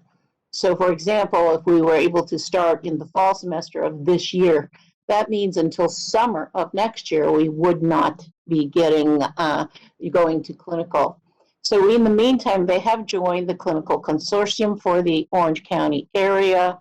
They will be joining the LA one. But if that's, it may be the same one, I might be remembering wrong. They will be, and they're still continuing to collect documents. As far as I know, the owner has told me there's about 5 more new ones, and there's a lot of community support for these students because they have come from very diverse backgrounds, and they have done their existing students. The nursing assistant students are graduating in the 90s percentage, sometimes quite high in the 90 percentage, and the PN students in the 100% for the last 3 years. And there is a good demand for them because they're diverse, and the clinical agencies, like the graduates, like to hire the graduates and are saying to the school, you should open, another program. So that's what they've decided to do. This was a lifelong dream to serve students that can't necessarily get into the public programs, or who may wait years just to be told that their health sciences, their AMP and those kind of things have expired, and okay, so now you've waited 5 years and you got to start over. So that was to help this. So the clinical is a work in progress, and it really hasn't been identified at the present moment. So It has, but again, we have a lot of people that want to work with us, but we're talking the first possible clinical being next summer, and as COVID has shown us, anything can happen. But again, we have joined the consortium. We have no intention of taking anybody else's spot, and we have agencies that don't even have students that we've identified at all for these students. Some of our sites. Thank you. Appreciate it. What are the program fees? Program fees. Fees will be inclusive of the tuition. That probably does not cover the uniforms, but it does cover the Elsevier programs, HESI programs, HESI testing. It'll cover the books and all of those things for these students. And it also covers their GEs and science classes and labs and whatnot. So it'll cover the supplies to the lab and those kinds of things as well. I didn't recall hearing the amount, though. Didn't hear, pardon? How much the tuition fees are? The tuition for the entire program, if student comes start to finish and doesn't transfer any GEs or anything in is 59,000. They've tried to keep it competitive with other. And I'd like to add one additional thing that Ms. Badre does not know because it just recently happened. So in my original report, I reported that, that they had applied for Title IV, and Title IV was, of course, delayed because of COVID and everything being delayed in the country. So as of February 10th, they received notification that they had provisional certification until 6/30/22 for Title IV funding for these students. So that will also help them out.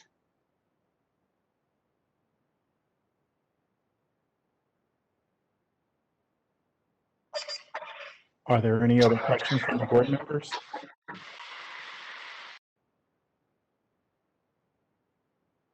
Would anybody like to make a motion?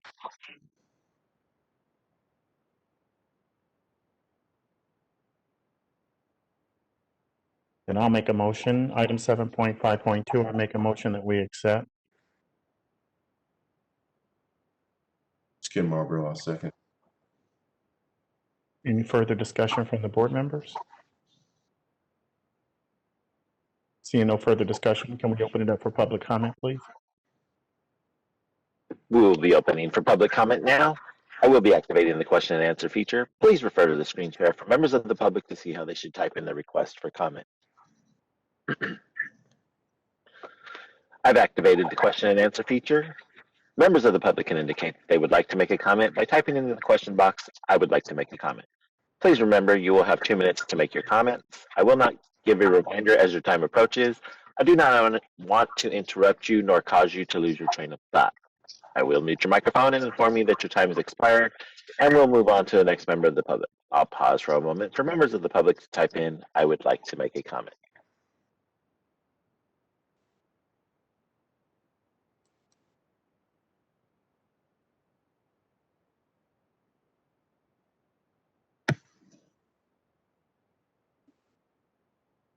Dr. Christine Chandler would like to make a comment. 1 second, please.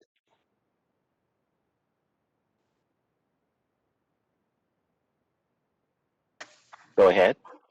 Thank you so much. I'm sorry I had technical issues on this. This is for East Los Angeles College. I'm Dr. Chandler, and I must preface the NEC's report. I know we've had many difficulties. I was the 3rd director within 3 months to be hired in this position. I had 1 week's notice.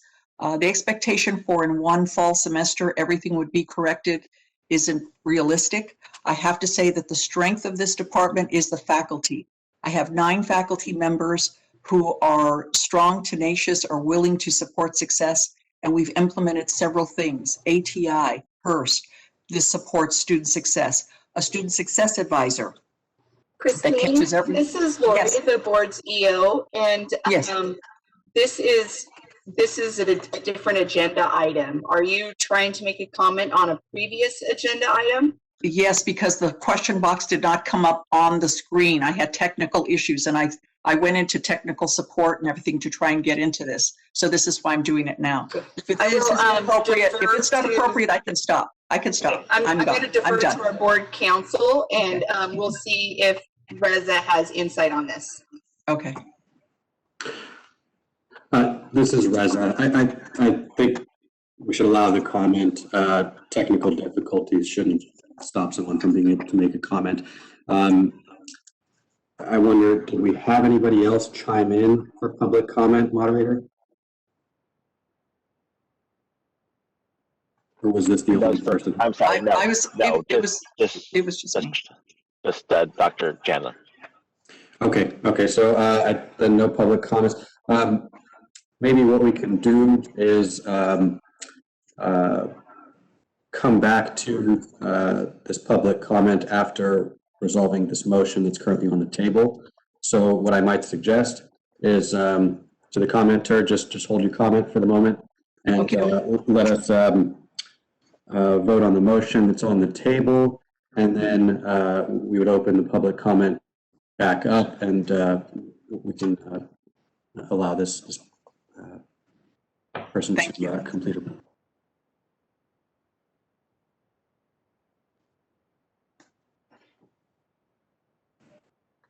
So it sounded like there was no other public comment for the. There's one more. Yes, sir. There's one more person in the box. Yep, sorry. Vijay Kamari Bhaskar would like to make a comment. 1 second, please.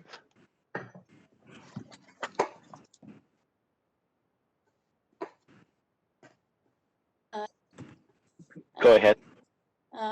Good morning for all the board members, Ms. Caraway. I would like to thank the board members and Ms. Caraway for approving Sri Sai Krish Institute feasibility study. Thank you so much from bottom of our heart. Thank you.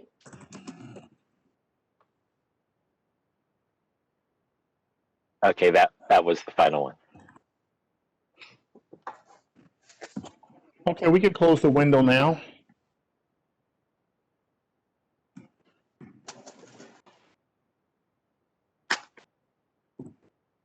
Seeing no further public comment, Michael Jackson votes yes on item 7.5.2.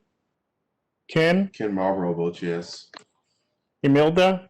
Imelda votes yes. Mary? Mary Fagan, yes. Dolores? Dolores, yes. Susan? Susan, yes. Betty? Woods, yes. Thank you very much. Motion carries. With that, moderator, could you open a public comment and go back to the person who was commenting about, I think, item 7.4 regarding East Los Angeles College?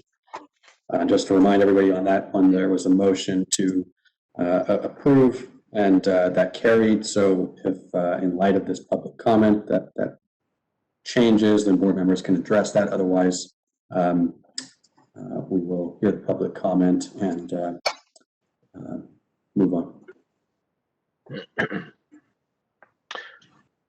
I've activated the question and answer feature. Members of the public can indicate that they would like to make a comment by typing into the question box, "I would like to make a comment." Please remember you will have 2 minutes to make your comments. I will not give a reminder as your time approaches. I do not want to interrupt you nor cause you to lose your train of thought. I will mute your microphone and inform you that your time has expired, and we'll move on to the next member of the public. Dr. Christine Chandler, go ahead with your comment. Thank you so much.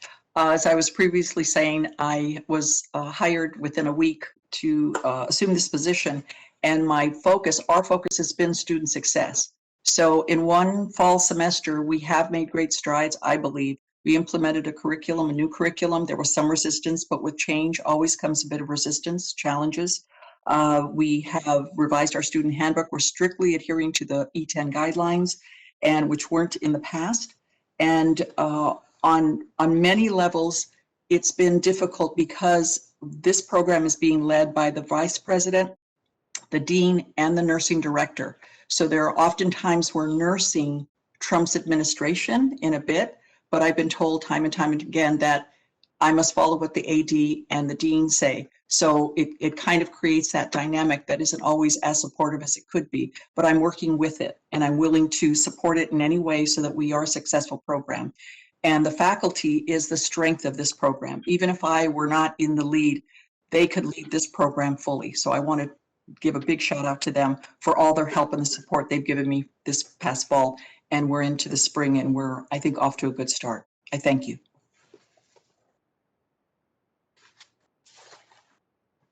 Board Chair, there are no other public requests for comment. Would you like me to close this window? Yes, please close the window.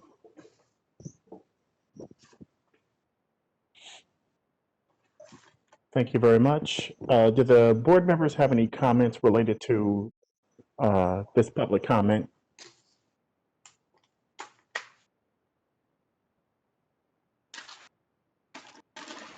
Seeing no board member comments, we'll move on to item 7.6. Discussion and possible action regarding recommendation to accept the initial self-study for a new pre-licensure nursing program. Chamberlain University College of Nursing Baccalaureate Degree Nursing Program, Irwindale Campus. This will be presented by Donna Schutte, Nursing Education Consultant.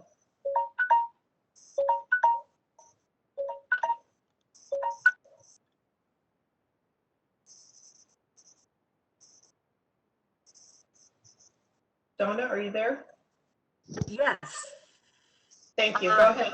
Can you hear me? Okay. Yes. I am Dr. Donna Schutte, the assigned NEC to Chamberlain University, College of Nursing Baccalaureate degree nursing program, Irwindale. And joining me on the line is Dr. Diane Morey, the campus president and program director.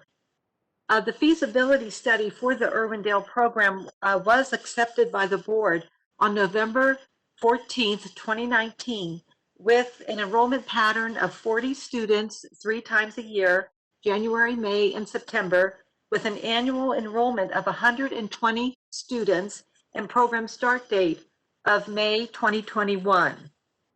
On December 1st, 2020, I and Baudry Caraway, supervising NEC, school visit, okay, and it was done virtually. The program was found to be in compliance with all board rules and regulations, with the campus ready to receive students. There are 16 clinical placements and contracts with the EDP P18's clinical facility authorization forms in place. The 5-year EDP P11 nursing curriculum and clinical facility form maps the faculty hiring with adequate clinical placements for the students to progress in the program identified. The estimated cost for the 126 credit hour program, which is CCNE accredited through 2024, is $97,675 to $100,605. This concludes my report. Dr. Morey is available to answer any questions, and she welcomes the opportunity to address the board. So this is Diane Morey. Are you able to hear me? Yes, we can. Thank you. I just want to thank the board for hearing our presentation that Dr. Schutte has provided today that revealed that our program is in full compliance. Certainly, I would also like to thank Dr. Schutte and additionally Baudry Caraway for their assistance in the entire process, which has led us to being here today. As Dr. Schutte said, I'm happy to answer any questions, and I appreciate your consideration.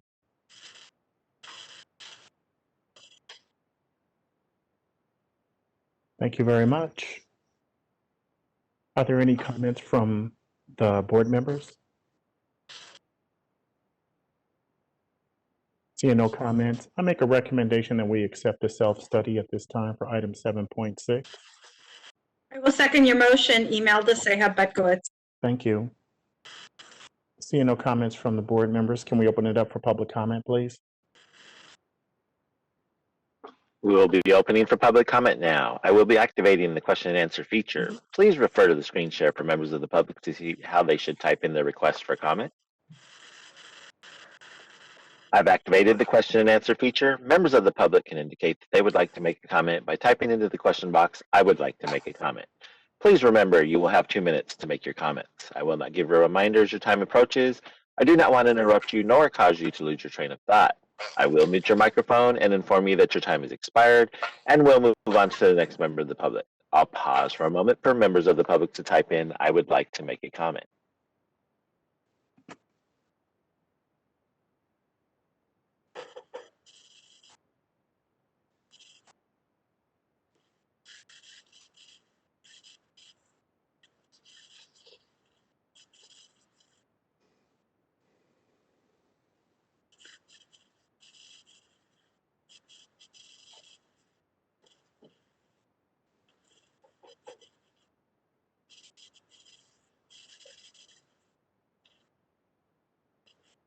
Board President Jackson, there are no public requests for comment. Would you like me to close this window? Yes, please close the window. Seeing no further public comment from the public. Michael Jackson votes yes on item 7.6. Ken Marlborough?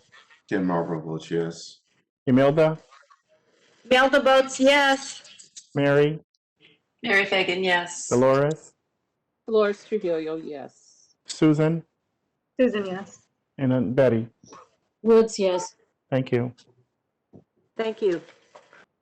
Agenda item 7.7, Discussion and possible action regarding recommendations to accept changes to an approved program. 7.7.1, Charles Drew University, entry-level master's degree nursing program. This is a major curriculum revision with an enrollment increase. This will be presented by Donna Schutte, nursing education consultant. This is Donna Schutte, the NEC for Charles Drew University Mervyn and Dymally School of Nursing, entry-level nursing program. And joining me on the line are Dr. Diane Breckenridge, past Dean and Program Director, and currently the Special Assistant to the Provost, and Dr. Mickey Schruger, the Program Director. The program is requesting reinstatement of their originally approved enrollment pattern of 40 students twice a year, fall and spring, beginning spring 2021. Current enrollment pattern is 30 students twice a year. Requested increase is for 10 students twice a year, so 20 students annually. The agenda item summary addresses the history behind this request. The program was placed on warning status June 2016 with a one-time enrollment of 20 students due to low NCLEX pass rates. With the NCLEX pass rates increasing to 84.62%, the program was granted continuing approval with an enrollment pattern of 30 students twice a year on November 9th, 2017. And since then, the NCLEX pass rates have continued to trend upward. For the 2019-2020 academic year, it is 91.43%. The program attrition rate for 2018-2019 was 10.7%. The program has submitted the supporting documentation to demonstrate the meeting of the requirements that were identified during the November 1st, 2019 continuing approval visit for full enrollment reinstatement. See attachment 1. The program is located in South Central Los Angeles and serves South Los Angeles and surrounding areas.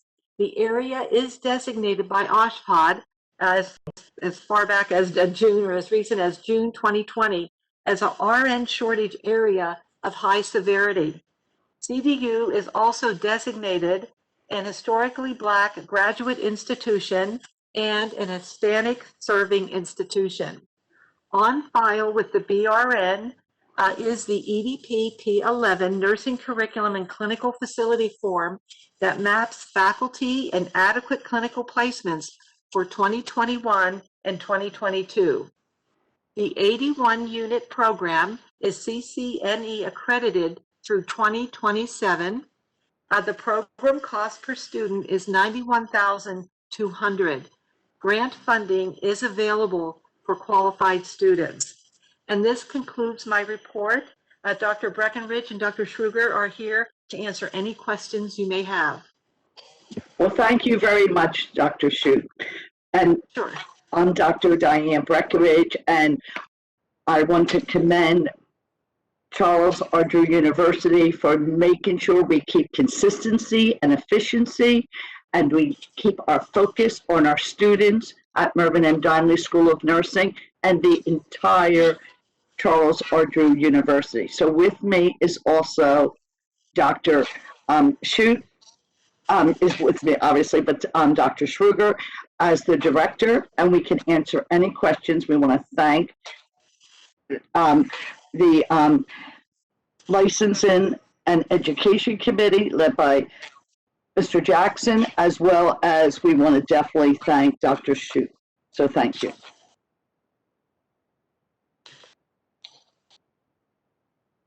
Thank you very much. Are there any questions from the board members? Yes, I have a question, Elizabeth. How many of the students come from the area where the program is at? Yes, being the dean from 2018 through now and transition into the provost office, still reporting to the provost, we are very committed to the community. And the majority of the students do come from the 1 hour to 2 hour area. And then they are are within the 1 hour time frame of the university.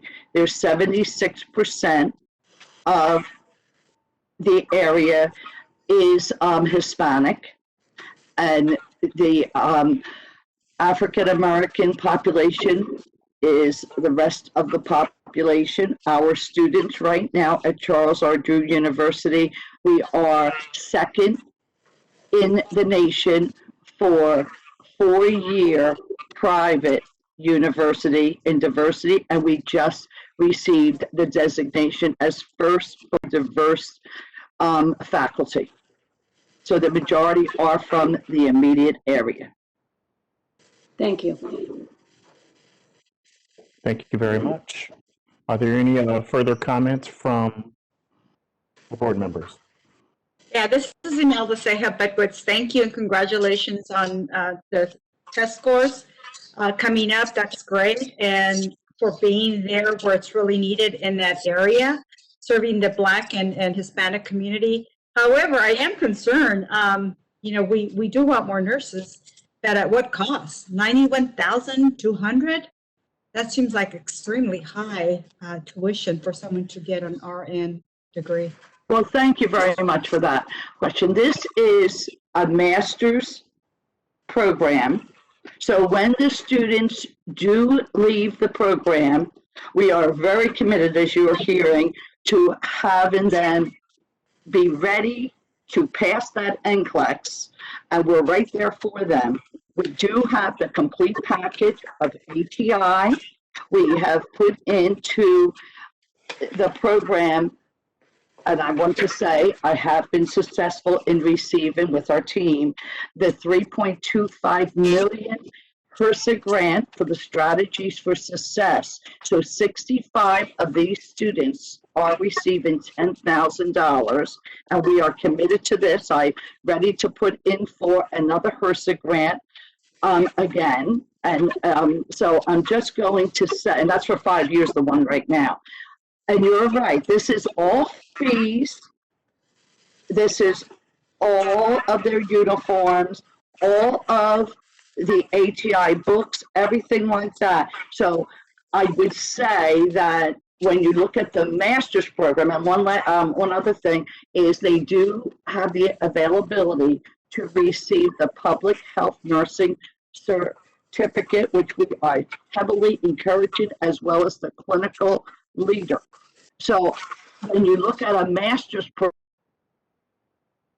you're worried about the tuition, but I have to say there are some bachelor's programs. I've done a cost analysis that could even be seen as higher in the Los Angeles area. But we're always looking at this, so thank you for that question. Thank you, Imelda. Are there any other questions?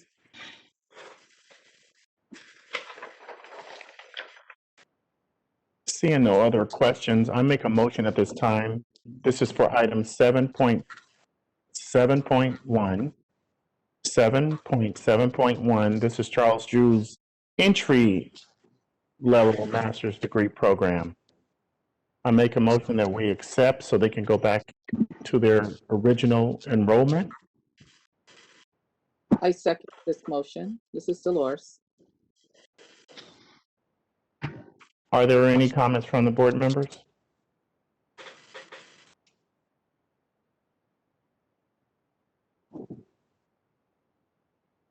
Seeing no other comments from the board members, we can open it up for public comment at this time.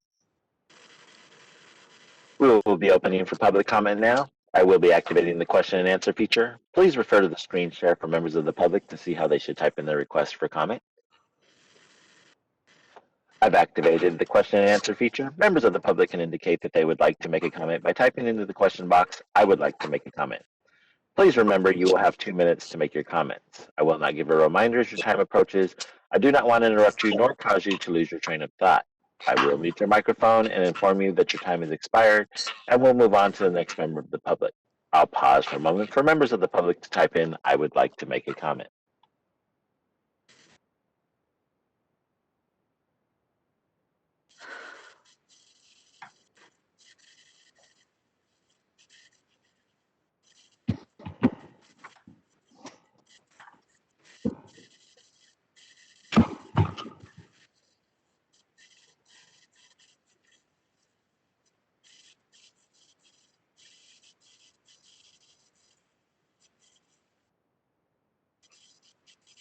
Board President Jackson, there are no public requests for comment. Would you like me to close this window? Yes, please, you can close the window. Seeing no public comment. Michael Jackson votes yes for item 7.7.1. Ken? Ken Marlborough votes yes. Imelda? Imelda votes no. Mary? Mary votes yes. Dolores? Dolores votes yes. Susan? Susan votes yes. And Betty? Woods votes no. Thank you. Thank you. Agenda item 7.7.2, discussion and possible action regarding recommendation to accept changes to an approved program. Charles Drew University entry-level master's degree program. This is also a major curriculum revision with enrollment increase, but this is related to an addition of a BSN option. This program is presented by Donna Schutte, who is their nursing education consultant. Thank you, Donna. Okay. And I am Donna Schutte, the assigned NEC to the Charles Drew University entry-level master's program. And with me on the line continues Dr. Diane Breckenridge, now the special assistant to the provost, and Dr. Mickey Schruger, the program director. The CDU Mervyn M. Dimely School of Nursing is also requesting to offer a generic BSN program with nursing courses beginning fall 2021 and with a student enrollment of 40 students twice a year for an annual enrollment of 80 students. The School of Nursing was established in 2010, is a private nonprofit community-founded and student-centered institution, and as I said before, it is designated as a historically Black graduate institution and a Hispanic serving institution. The new program will address the specific need for diverse BSN prepared RNs to better serve the underserved communities and population of LA County Service Planning Area, SPA 6, which includes Athens, South Los Angeles, which is South Central, Compton, Hyde Park, Crenshaw, Florence, Linwood, Paramount, Willowbrook, and Watts. There are currently no BSN programs in SPA 6, with 3 ADN programs serving this area. SPA 6 remains designated a high severity RN shortage area by OSHPD, as recently as June 2020. The program has submitted the required documentation and has in place the structured processes to support this request. There are pipeline programs in place within SPA 6 to have an established applicant pool. Attachment 2 outlines the budgetary increases and additions to classroom, office space, administration, faculty, support staff, simulation and learning lab equipment and supplies, and clinical placements.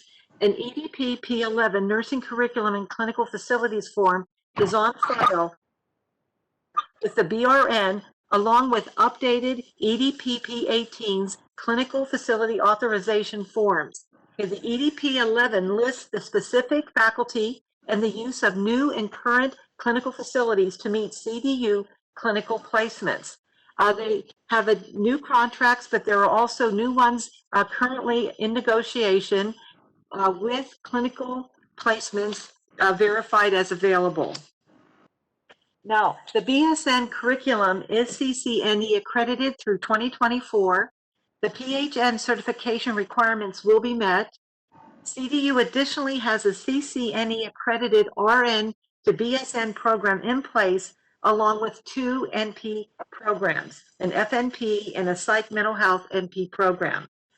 The 2019-2020 NCLEX pass rate for the ELM program is 91.53%, with a program attrition rate in 2018-2019 at 10.3%, and for 2019-2020, 7%. This 24-unit BSN, 124-unit BSN program is a 3-year program, 9 semesters, with a total student cost of $85,172. And this concludes my report. Dr. Breckenridge and Dr. Schubler are on the line with me to answer any questions.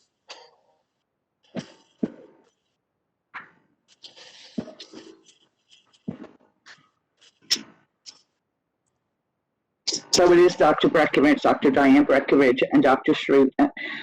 We'd like to thank you and the rest of the board. At this time, if you have any questions, please ask us. What's the total cost for the bachelor's program? $85,172, and that is all fees included. So it's the tuition and the fees. And ATI complete package, again, will be in place, as well as the university has increased the tutoring center of the university and for nursing to 11 tutors, as well as there will be support systems for the pre-nursing courses, as well as when the students come into the nursing. This is Imelda Bedgritz. I'm sorry, I think I missed what amount, enrollment increase, what was that amount? This is for 40 students twice a year for a total annual enrollment of 80 students. Yes. Thank you. And then to clarify, Imelda, this is Lori. It's more than an enrollment increase. It is a new degree option. So they have a prior approval for an ELM program, entry-level master's. They are requesting an approval for a bachelor's program that would have 40 students enrolled twice a year. Thank you for that clarification. This is Elizabeth Woods. I have a question. What kind of outreach do you do to the community that is served here as far as getting students? Well, thank you, Elizabeth. We have what's called a Discover CDU, and they're done throughout the year with, I'm going to say, an incredible enrollment team. And this enrollment team then does reach out. We have had an information sessions throughout the time of the last 2 years where we are recruiting, obviously, for the ELM, but 130 students did come to an information session that specifically were interested in an entry-level BSN. And this work that we have put into the bachelor's option began way back in 2018. The feasibility study was already put out there. Our director, being Dr. Cobb, who is on also, she is from the outreach area that we're speaking of here. She is a graduate of CDU. She moved on to our Bridges program to UCLA for her PhD. From the day I got there in April 2018, she is just part of the community, and she's worked with all of us that have not been there all these years like she has been, and we have been bringing this forth even in 2019 in November, when we specifically went for our ELN continuing approval. So that this is an area that we have been working on. So that neighborhood definitely understands what we are doing. They are very interested. We just had a CDU advantage again for the programs we have in place now. And we even had some of the high school students even show up and say, when will this happen? And one last thing I would like to bring up, our pipeline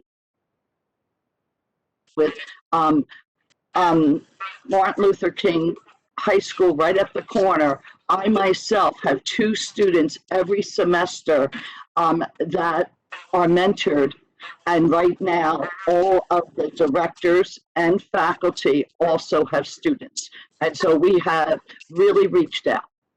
This is Dr. Sugar. I want to add, we also have been reach out for the COVID testing sites, and we're doing the vaccines. So our nursing students are out vaccinating on our campus and in local clinics that we affiliate with to provide some reach out. And then I also have 2 students and for this Martin Luther King High School, and it's really an exciting way for them to see how a university runs. We're a small university, and it's showing them, you know, you can come into a university and these are the things that you can achieve. So it's really an important part of us to be very active and very open in our community. Thank you.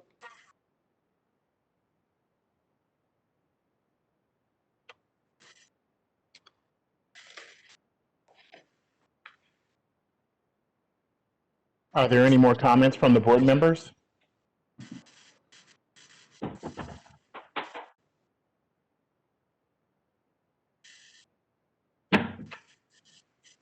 Seeing no further comments from the board members, this is item 7.7.2. This is their bachelor's program.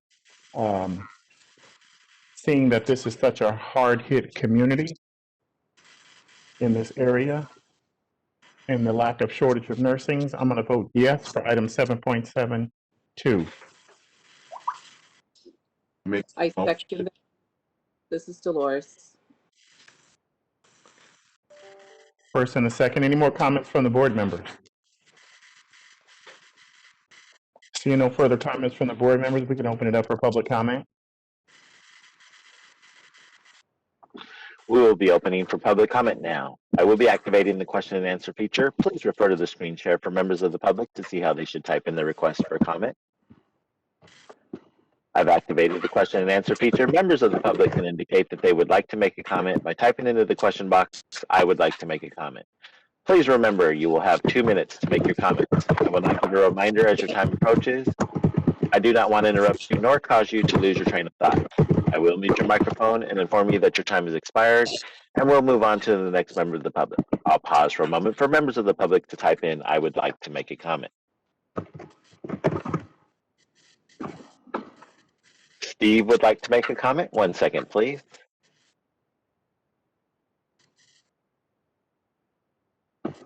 Go ahead, Steve. Okay, good morning. My name is Dr. Steve O'Michael. I'm the provost of Charles Andrew University, listening quietly here. On behalf of the president, President David Carlisle, the board, and the university, we would like to thank the board for their continued support. The university is in full support of these changes as we continue to strive to meet health challenges in South Los Angeles and the underserved communities. Thanks to our nursing education consultant for her leadership. Charles Andrew University continued to serve South LA. Just this morning, got a request from one of the churches around that would like to vaccinate about 300 people on Friday. And they are looking for CDU to start it with volunteer students that will be able to vaccinate people. Compton School District has reached out to us. They would like Charles Andrew to come up with student volunteers to come and vaccinate people. We have a request from Men's Health Foundation. So Charles Andrew continued to serve South LA. Is a very critical region. So whatever support you provide to this university, you'll be extending that support to the needs of the Black and brown, the people who are underserved, under-resourced in South LA. Thank you.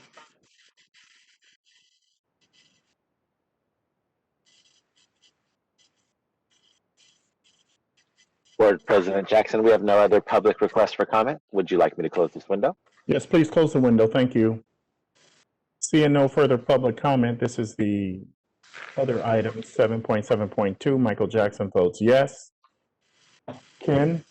Ken Marlborough votes yes. Imelda? Imelda Sehab Bedgood, yes. Mary? Mary Fagan, yes. Dolores? Dolores Trujillo, yes. Susan? Susan Naranjo, yes. And Betty? Woods, yes.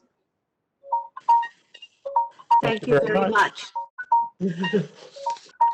Agenda item 7.8, Inflect Updates. These will be presented by Katie Dougherty, Nursing Education Consultant. Katie?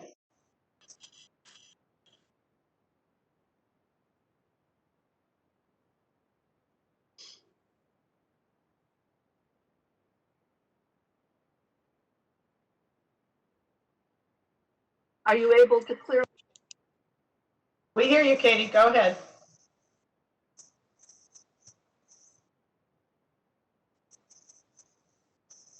The Inflect liaison based in Sacramento. This is an information-only item. I have just a few introductory remarks to provide context for today's updated statistics found in tables 1, 2, and 3. As you recall, and as previously reported to the board, in March 2020, the National Council modified the NCLEX exam due to the COVID pandemic. Key among the exam modifications was the carefully decided reduction in the total number of scored test items each exam candidate takes. Starting March 25th of 2020, each exam candidate began being delivered at minimum 60 scored test questions and no more than a maximum of 30 scored questions, instead of the pre-pandemic number of 75 minimum and 265 maximum. National Council indicates these modifications in these minimum and maximum number of scored test items will remain in place until March 31 of 2023. I'd now like to move to Table 1 in your materials. Table 1 reflects the 12-month rolling total of first-time U.S. educated pass rate results for the period January 1 through December 31, 2020. In California, for that period, there were a total of 12,324 first-time testers, and the pass rate was 90.87%. When comparing this to the 2019 results for that same period, January 1 through December of 2019, there were a total of 12,504 first-time test takers, and the pass rate for that calendar year was 91.72. So for 2020, there was a slight decrease in California's pass rate by 0.83%. In the United States and its territories for the 2020 calendar year, there were a total of 177,391 first-time test takers, and the pass rate is 86.58%. When comparing the United States and its territories to the 2019 calendar year figures, there were a total of 171,374 first-time test takers in 2019, and the pass rate in 2019 was 88.18%. So the United States and its territories, also inclusive of California, in 2020 had a slight decrease in the national pass rate, going down 1.6%. Are there any questions about that? If not, I'll move to Table 2. Table 2 represents same calendar year, January 1, 2020 through December 31, 2020, the quarterly results for California. And this morning I'm reporting on the October through December 2020 results, and California had a total of 2,108 first-time testers and a pass rate of 87.24%. The number of 2020 test takers for the quarter is up from 1,646 in 2019 to the 2,108 in 2020. The pass rate for 2019 was 85.6, thus the pass rate for 2020 is up by 1.6%. I'd also like to report on the 12-month rolling totals comparing California to other state board jurisdictions with similar number of test takers for the period being reported. And that range that we're working with for this data set is in a range of 8,183 first-time test takers to a range of 13,985 first-time test takers.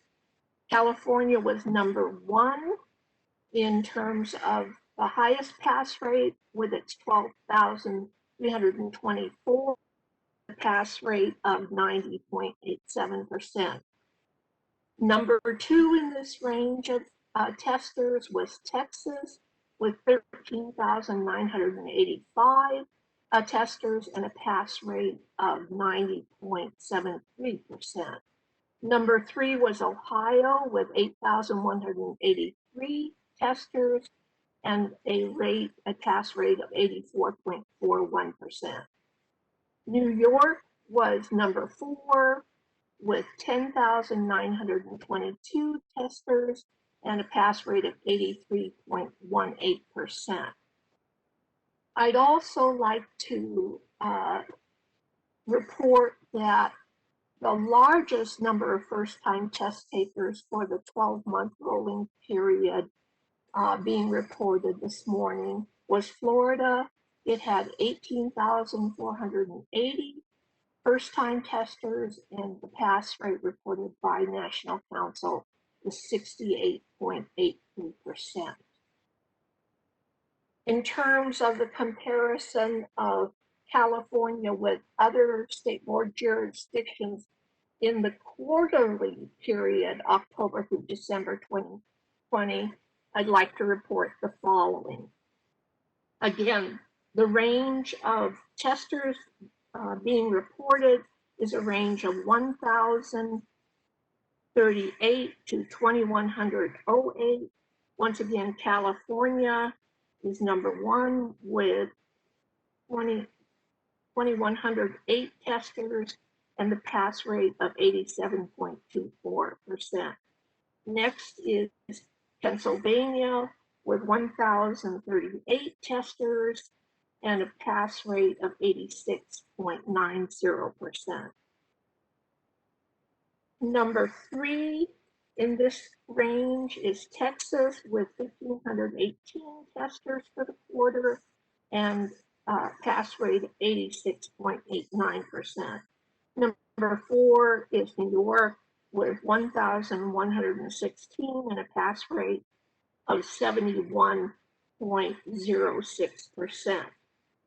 For the quarterly October through December 2020, again, Florida had the largest number of testers with 3,193, and National Council reports the pass rate was 56.59%. If there are no other questions, I'm going to go ahead and move to Table 3. For Table 3, this is the pass rate data being reported by degree type. I want to offer an apology. It looks like the October through December figures have somehow are not lined up.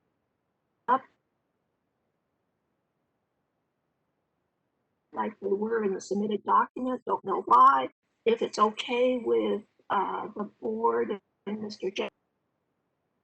The October figures, October, December area are correct. Mr. Jackson, what's your pleasure? You can continue. Thank you.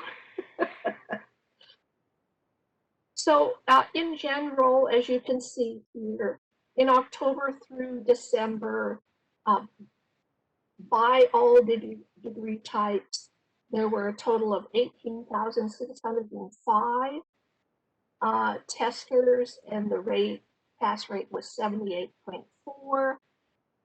In comparison to 2019, there were 15,961 testers, and the pass rate for 2019 was 79.1. For California, by all degree types, in the quarter, there were 2,108 and the pass rate of 87.2. In 2019, the number of testers was 1,646 and the pass rate was 85.6. By degree type, nationally, the associate degree had a total of 9,008 first-time testers and a pass rate of 72.1. In 2019, they had 7,831 and a pass rate of 72.4. California associate degree rates for that period were 801 for 2020 and a pass rate of 87.3. In 2019, there were 541 and a pass rate of 82.8. Nationally, for BSN and entry-level degree programs, the October through December total is 9,322 and a pass rate of 84.5. In 2019, it was 7,790 and the pass rate was 85.7. California's BSN entry-level degree type pass rate in 2020 was 105 and a pass rate of 87.2. In 2019, it was 1,104 first-time testers for the quarter and a pass rate of 86.9%. As you can see, nationally, the number of test takers is up for 2020 over 2019 by about 2,700 testers. For California, the number of testers is up about 462 more testers in 2020 as compared with 2019. Essentially, the pass rate for the overall national pass rates for the quarter, nationally, the pass rates dipped slightly, while California's either stayed the same or were increased. That concludes my report, unless there's any questions. Katie, thank you so much for your report. I'd like to take a moment to congratulate the faculty and the NECs for your hard work in making California #1 as it comes to as far as NCLEX testing. I'd like to congratulate the students too for all their hard work, even during the pandemic, to keep California #1. Yes, Michael, and we by way of context, of course, it's #1 based on the range of testers being reported each quarter. And so that's okay. I'll take it whichever way I can get it at this time. Thank you. Thank you, Michael. Thank you all. Any chance we get to beat Texas? You know what I'm saying? There you go. I'll take it. There you go. Thank you very much. Thank you, Katie. Agenda item 7.9, licensing division updates. This will be presented by Christina Sprigg, Deputy Chief of Licensing. Christina?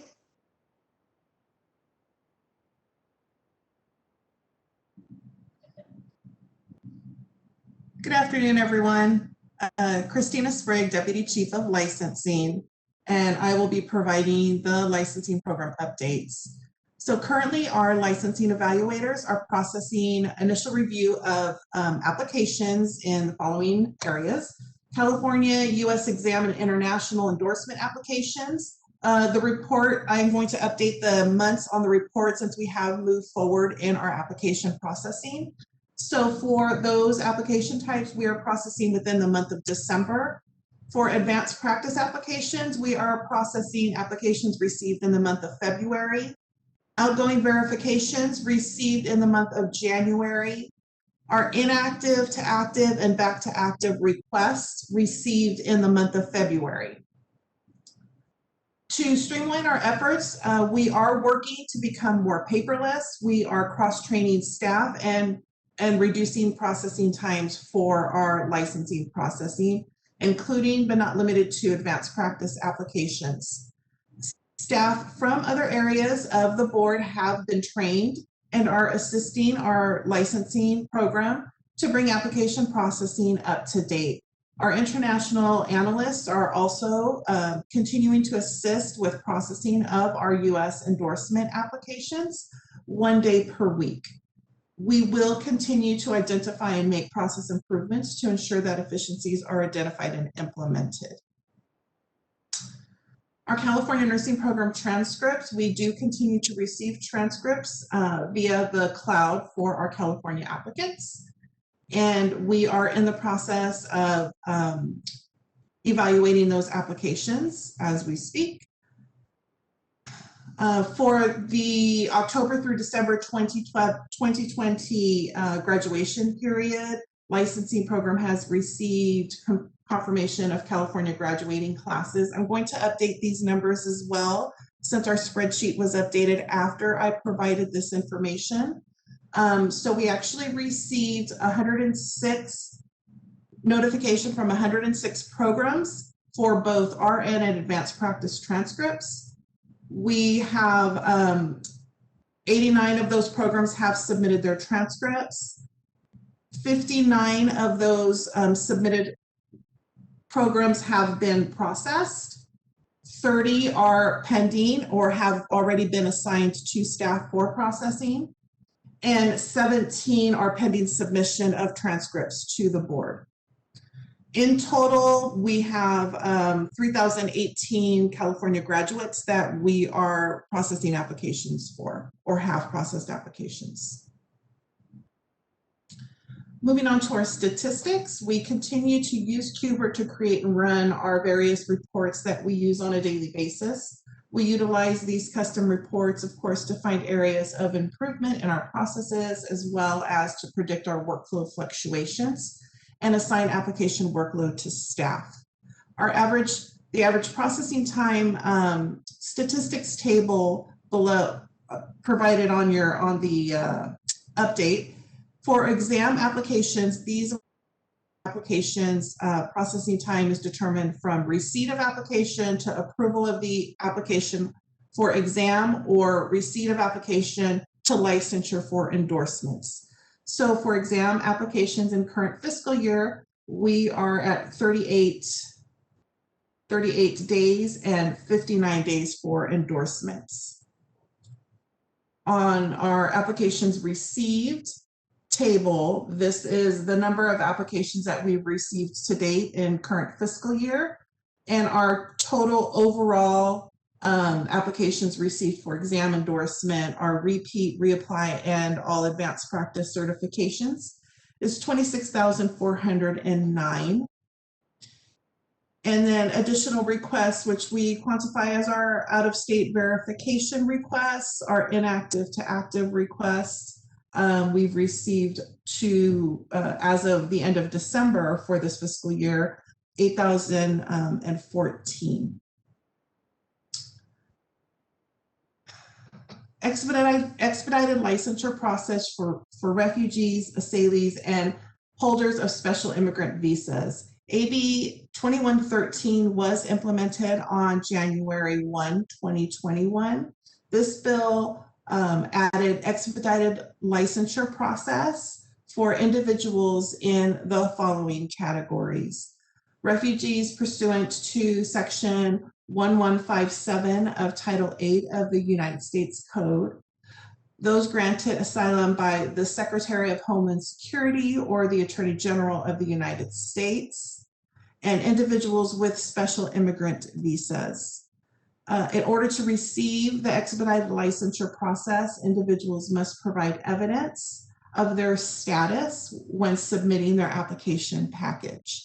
The licensing program updated our RN application to add an additional question and instructions to address requests for the expedited licensure process.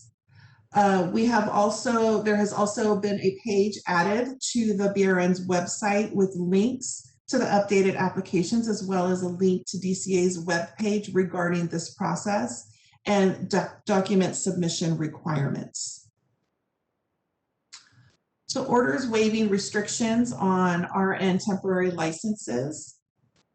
On January 25th, 2021, the Director of DCA issued the order waiving restrictions on RN temporary licenses. This order became effective immediately and allows BRN to issue a temporary license to RN applicants that apply for licensure pursuant to Business and Professions Code Section 2732.1b between July 1, 2020 and June 30, 2021. If the following conditions, of course, are met. The applicant submits an application for licensure pursuant to BPC, Section 2732.1b. The applicant submits the applicable fee pursuant to BPC Section 2732.1c. The applicant has a current and active license or registration as a nurse in another state, district, or territory of the United States or Canada that has, in the board's opinion, requirements for licensing or registration equal to or higher than those in California at the time the application is filed with the board. The applicant passed an examination for licensure or registration that is, in the board's opinion, comparable to the board's examination, and the application is not subject to denial pursuant to BPC Section 480. Moving on to our staffing updates. The licensing program currently has 2 vacancies within our units, 1 program technician 2 in our US evaluations and 1 SSA/AGPA in our international evaluations. Both positions are in various stages of the hiring process. Does the board have any questions regarding the licensing report? This is Imelda Seha Bedgood. So the expedited license process under business and profession code section 135.4. How many applicants have you received as of today's date, if any? So the way that the process works, it's actually initiated in-house by board staff. It is not an application that an individual can apply for. It is something that is done automatically for individuals if we are not able to issue the permanent license immediately. To date, we have issued 55 of those temporary licenses. Oh, I'm sorry. I'm talking a different process. The expedited licensure process. Today, I actually don't have the statistics for that. We have not received very many of them. As of a couple of weeks ago, I believe there was only a handful of them. So we actually haven't issued any at this point. What about the order waiving restrictions on RN temporary licenses? So the temporary licenses is I'm sorry, I got them mixed up initially. License process is the one that we handle in-house, and we have issued 55 of those temporary licenses. Okay, thank you. If you can continue reporting on that, I would like to know the status actually how many people are taking advantage of these new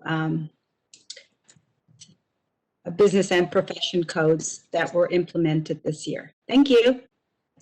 Imelda, this is Lori, and to provide some further information on the temporary licensure process, just so that we're clear, is if the person applied for endorsement and they've met all the requirements, they will actually receive an initial full licensure, the endorsement licensure.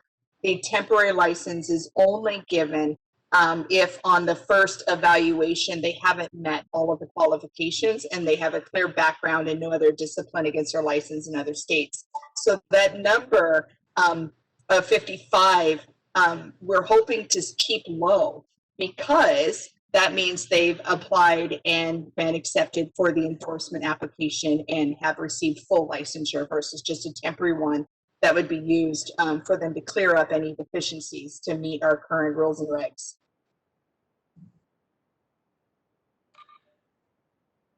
Okay. So I'm still not understanding. So we want to keep it low. So basically these two are one and the same. Is that what you're telling me? The one that you asked about first was the refugee and asylee holders, and the temporary licensure waiver, that is the internal process that Christina was talking about, are separate. Okay, thank you. You're welcome.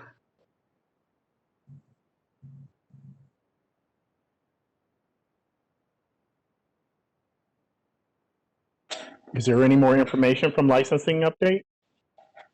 No, that is all. Christina, thank you very much. Thank you and your staff for all the hard work that you do. We appreciate you. Thank you. Before we move on to item 8.0, it was requested that we take a break so the board members would have an opportunity to eat and cook. Are we okay with coming back like around 12:15? I'm good. Works for me. Yes. All right, so that's about a half an hour. We'll come back and reconvene at 12:15. Thank you very much, everyone. During this break, please remember to mute your computers and stop your video.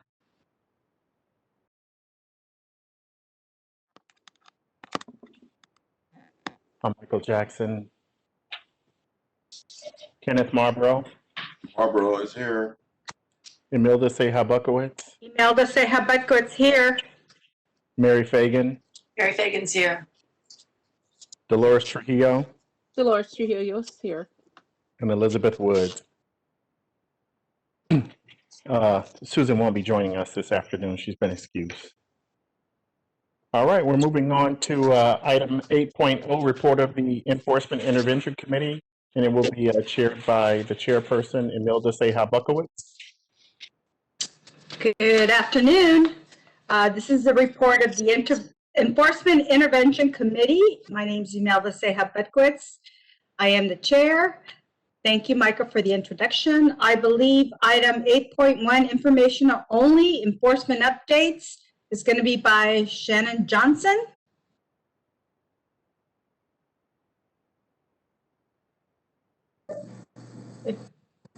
Good morning. Can you hear me?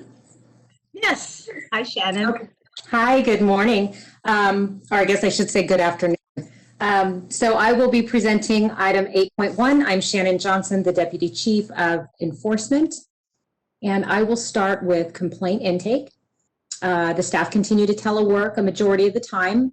Staff have also adapted to the changing telework environment, and it has been able to remain flexible during this whole process, as has all the units. The managers met with the support staff to discuss various best practices within their daily duties, and this was a collaborative effort in which they shared ideas and different work-related case processing techniques and business processes while in the telework environment. And they will be holding best practice meetings with the other analysts in the coming months.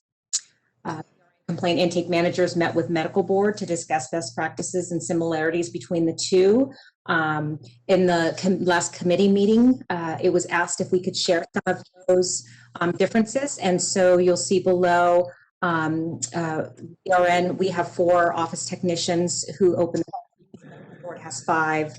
Our analysts are assigned cases by Alpha, as the medical board assigns them by case type. And our office technicians initiate all urgent complaints. So they're distributed amongst all of the technicians. As of the medical board, they have 1 designated person that opens all of their urgent complaints. So those are some of the differences. They also met with BV and PT to collaborate and discuss recruitment of experts, brainstormed ways to assist vocational nursing and psychiatric technicians with the recruitment of experts. And hopefully it will result in an adequate representation in the specialty within the BRN and within BV and PT's expert practice program. In July of 2020, in collaboration with licensing, complaint intake implemented the electronic applicant case processing procedure, and the paperless process has been a smooth transition and has allowed for successful transfer of probably over 1,430 applicant cases at this time. In March of 2020, we began tracking the COVID-19 related complaints. To date, we have received 223 complaints with related to COVID. I'll move on to investigations. So pleased to announce the promotion of Sam Orphis to the position of Supervising Special Investigator for the Southern Region. Sam's been with the BRN for over 6 years working as a special investigator, and he brings over 14 years of management and healthcare experience. We're continuing to work with the Division of Investigation on streamlining our processes and developing written uniform practices between the divisions. We were asked to provide some of those statistics, so our number of cases per investigator. So average number of investigations per investigator for the last 3 fiscal years have been provided. So we've dropped from 19 down to 15 on average in the same time frame of each fiscal year. Discipline continues to focus on the aging cases. Currently, only 15% of our pending cases have been at the AG's office for more than a year as of this January. All of our hearings are still being held via an online platform. As of December 20th, we've had one of our discipline analysts that's been temporarily reassigned to the contact tracer and is expected to return no earlier than June of this year. And all other casework has been redistributed amongst the other analysts. So it was asked at the committee meeting if I could provide the average cases per analyst, because I had mentioned that the redistribution of the caseload did not impact the discipline unit. I wanted to show why. It's because our case per analyst have gone down significantly. So if you look at every January for the past 3 fiscal years, we were at 112 in 2019 as to where now we're at 77. The probation unit, we've added new codes in Breeze so we could track our unit's workload a little bit better in some areas. We're working towards the goal of pulling all the probation statistics from Breeze. We've updated processes for opening subsequent complaints with the Attorney General's transmittals. And we're trying to track the timeframes from case open to transmittal a little bit more efficiently through Breeze. And I've also provided a breakout of the average probationers per monitor for the time frame of January for the last 3 fiscal years. And you can see that that has decreased as well. And it's a more manageable caseload now for our monitors. Intervention, they continue to actively recruit for the IEC members. Currently, there are 7 total vacancies, and Amel would provide where the vacancies are. So below, you'll see a table. There's 2 in the Bay Area that are physician members, 2 in the Bay Area that are public, 3 in Los Angeles, which are physician members, 5 in Fresno, IEC 5 Fresno, physician member, IEC 6 in Palm Springs, physician member, 9 in Ontario, which is a public member, and then 12, IEC 12 in Northern California, which is a physician member. I've also added below the link, if anyone would be interested in applying for an intervention evaluation committee position, they can go to our website and it's under the intervention tab. As for our stats, we were asked to add average time to close overall, case aging. So I've included that in the statistics table below. This same end of quarter, Q2 of fiscal year 1920, we were at 608.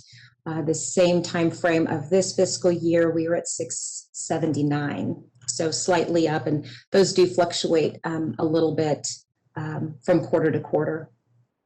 And then at the end of the year, I'll supply the fiscal year comparison. Also, we were asked a fiscal year comparison of certain areas. So I've added another table in here. So AG cases older than a year. You can see that from 18-19, we've dropped from 265 cases down to 195 now in our current fiscal year. And for investigations, BRN investigations older than a year, we had 8 in 18-19. We're up to 18 in this current fiscal year. And D of I that are older than a year, they were at 103 fiscal year 18-19. They're down to 77.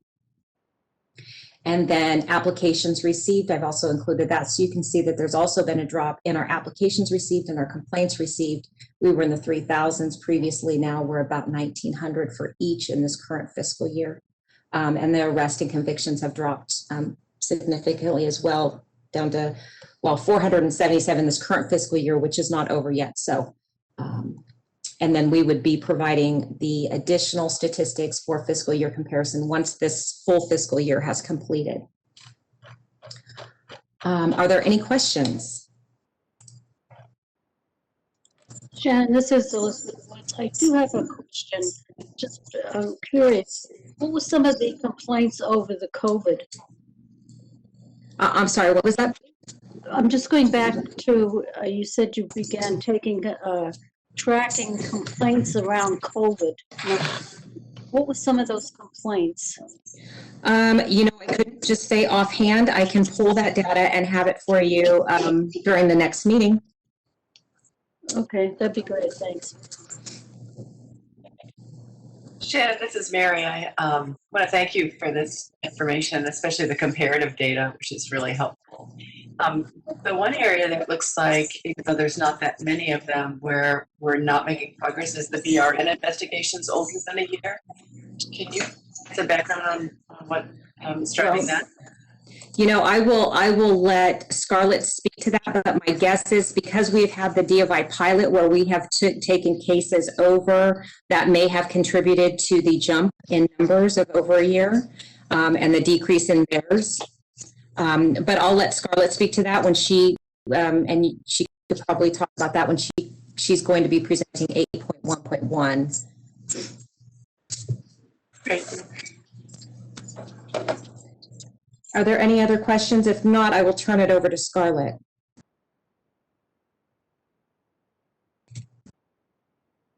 Okay. So we're down to 8.2. Good afternoon, everybody. Can you hear me? Yes, Scarlett. Welcome. All right. Thank you. Okay, I'll answer the question first about the COVID complaints. I can tell you that there are all different types of COVID complaints that we have received. Some can be that the RN possibly abandoned their patient. An example of this would be if, say, a travel nurse showed up to an assignment with the thought that they were going to be working in, say, maybe med-surg or tele, and then they're asked to work in the COVID ward, and they don't want to do that. So they're being submitted a complaint saying that they abandoned their patient. Some are social media complaints where RNs are posting on their social media or their Twitter or their Insta issues regarding patient care in the COVID ward or things like that, not wearing proper PPE. There are various different types of complaints that are coming in under those types of COVID related, and anything that they mention COVID is being tracked. So any mention, so whether it might be just a remote relation, it's being tracked that way. So I hope that answers your question regarding the COVID. Yes, thank you. You're very welcome. And then you had asked about the number of complaints that has increased for BRN. I can also address that. We had we had a couple of employees retire, and so we had a bit of a turnover in staff, and we had some new training of staff that had taken place. So there's always a little bit of a lag time with that. And then additionally, we had COVID, and a lot of our facilities just are not, you know, as quick to supply records and or as quick to allow their employees to meet with us to conduct interviews and or participate in the investigation. And during this last year, it's been a little bit challenging, not just for us, but in talking to other boards and bureaus to get the documentation necessary to complete those investigations. So there's been some difficulty in keeping up with the documentation and interviews we need in order to complete the investigation timely and completely. So everybody's been working in unique ways to get things done. So there has been a little bit of uptick in time frame. The staff has worked very hard to not have that happen, but there's just some unforeseen circumstances. They are going down, but it is unfortunately out of our control. Well, let us know if there's something we can do, because it's very concerning. You know, because we're putting the public safety in danger if we're not getting that information from whoever's reporting to hospitals or, you know, giving us access to the records on a timely basis. I mean, that's very concerning and alarming. So if there's something that we need to do to get them to comply, so keep us informed. I think we need to be updated as to why, you know, the cases are being stayed open longer, especially as for those reasons that you stated. Well, let me also clarify that, you know, the cases that have, you know, patient harm or patient death or the priority cases are being moved forward in the necessary manner. So the cases that might be a little bit older are ones that, you know, might not be patient related in the sense that they're not at the top of the list or categorized in that manner. So I certainly will have an update for you on the next meeting, and we will check in on those that are over a year and have that data for you. Thank you, Scarlett. You're welcome. This is Elizabeth Woods. We do get cases that are over a year that have to do with patients. So it's not that the ones that we get are not that important. They're very important because they've had to do with a patient has been injured in one way or another. Yes, I certainly didn't mean to imply that.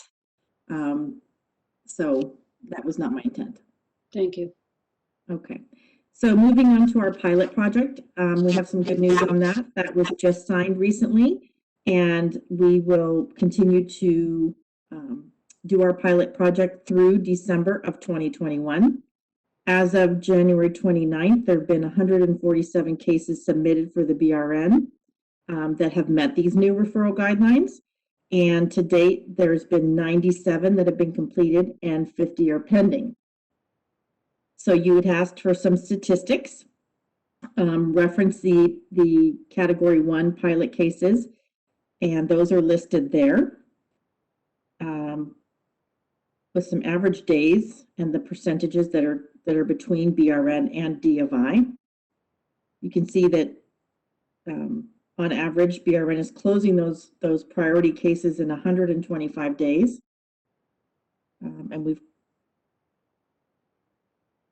and D of I is closing in 173 days.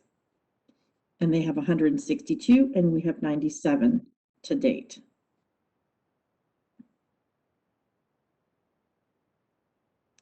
Are there any additional questions that I might answer for you?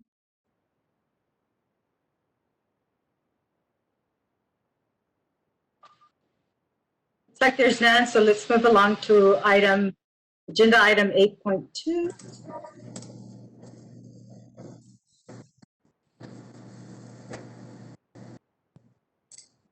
Sorry, I was trying to unmute. So this is Shannon Johnson again, Deputy Chief of Enforcement, and agenda item 8.2 is the appointment of the Intervention Evaluation Committee members. And we have two. The first one is Herbert Cruz, MD, a physician member in IEC 5 in Clovis. And this is a new appointment. The term expiration will be June 30th of 2024. The second is Barrett Levine, MD, physician member, IEC location 2 in Fairfield. This is also a new appointment, and the term expiration will be June 30th of 2024. I would like to make a motion to approve the appointments. I second. Michael Jackson. Is there any comments from the board?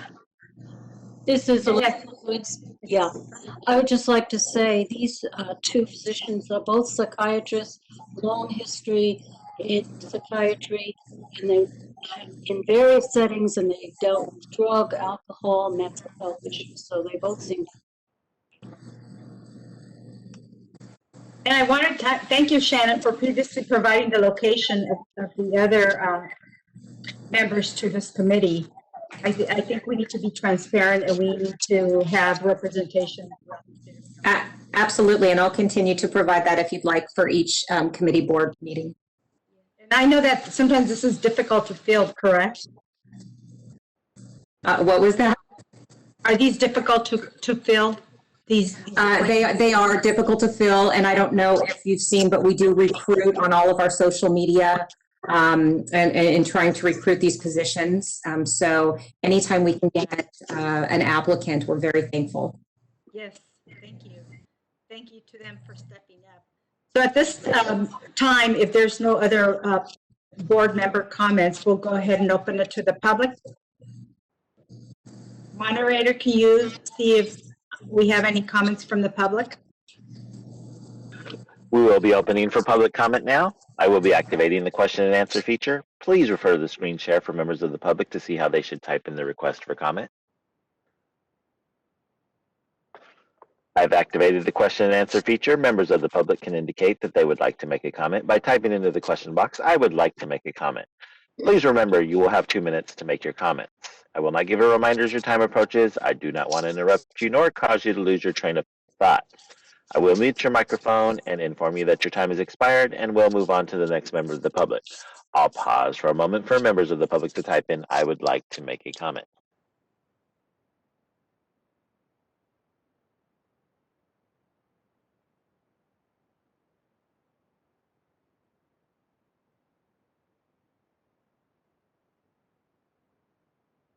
Catherine Hughes would like to make a comment. 1 second, please. Go ahead, Catherine. Hi, this is Catherine Hughes. I'm a registered nurse and the executive director of the Nurse Alliance of SEIU California.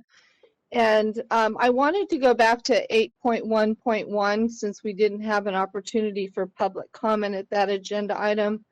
The Nurse Alliance would be really interested in finding out a little more detail at a future meeting around regarding the comments that were COVID related, or the complaints that were COVID related. Because during this pandemic, it would be interesting to see what those were and how those were being addressed. Thank you.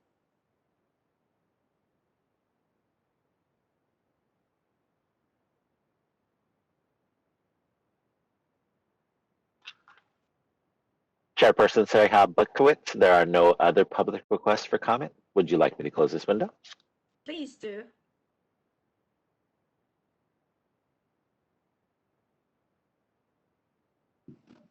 Okay. Yes, go ahead, Reza. Sorry, just real quickly, just wanted to say in response to that last comment, typically we could talk about generalities of complaints, and I think Scarlett may have touched generally on some of those COVID-related complaints, but the specifics of individual complaints are generally kept confidential, and the resolution or matters related to the investigation of complaints are kept confidential unless there's actually a formal disciplinary matter filed.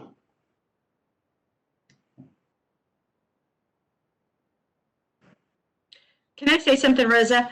I don't know where Catherine Hughes is coming from, but for me, I know that currently in some of the hospital settings or clinical settings, the nurses are not being provided with proper PPEs. So I would like to know if that is the case, if they're refusing to do certain things because they're not being provided with the proper equipment during this COVID pandemic. Sure. Sure. I think that would be, that would kind of fit into the category of speaking generally about maybe the gist of some of the complaints. So I think it'd be fine to speak about that at a subsequent board meeting in general terms. Okay, and again, I'm only guessing. I don't know if that's what Catherine Hughes, what her intentions were, but I would like to know that if that is the case. Thank you. Sure. That she probably was interested in receiving general information, but I just wanted to make that clarification just in case. Thank you. Okay, there's been a first and a second regarding appointment of the Intervention Evaluation Committee members. I'll go ahead and do roll call. Imelda Sehab Butkowitz votes yes. Michael Jackson? Michael Jackson votes yes. Ken Marlborough?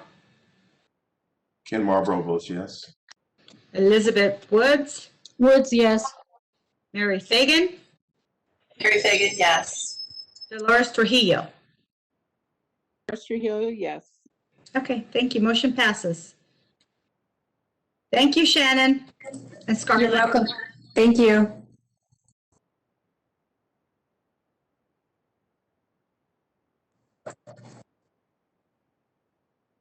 All right, that concludes the report of the Enforcement and Intervention Committee. We're moving on to item 9.0. We'll turn it over to Dolores Trujillo. Hi, this is Dolores Trujillo. I'm the chairperson for the Ledge Committee. Is Thelma Harris on the line? Thelma? Is my line unmuted? Can you hear me? Now we can hear you. Okay, yes, I'm on the line. Yes, okay, so we're at section 9.0, discussion of bills of interest to the Board of Registered Nursing and possible action regarding adoption or modification of position on bills introduced during 2020 to 2021 legislative session. I do want to bring to the board's attention that the legislative committee has not held a meeting on any of the bills that are listed on your agenda. So this information is just for your information. We do not expect you to take any type of position or adoption or modification of these bills. In your packet, you do have the legislative calendar for 2021. And right now, what we're looking at is the introduction last day for bills, which will be this Friday. Therefore, the bills that you see are very limited at this point because we're waiting for all of the bills to come in before we actually produce something that we bring to you for consideration. Also, I want to bring to your attention that in your packet, I believe it's numbered 150 has been replaced by 151 because there was an error on the listing of the bills. So what I will be referencing is I'm only going to state what the bill numbers are and tell you what at this point these bills are actually referring to. I'll start with Assembly Bill 225. And this bill is authored by Assemblymember Gray.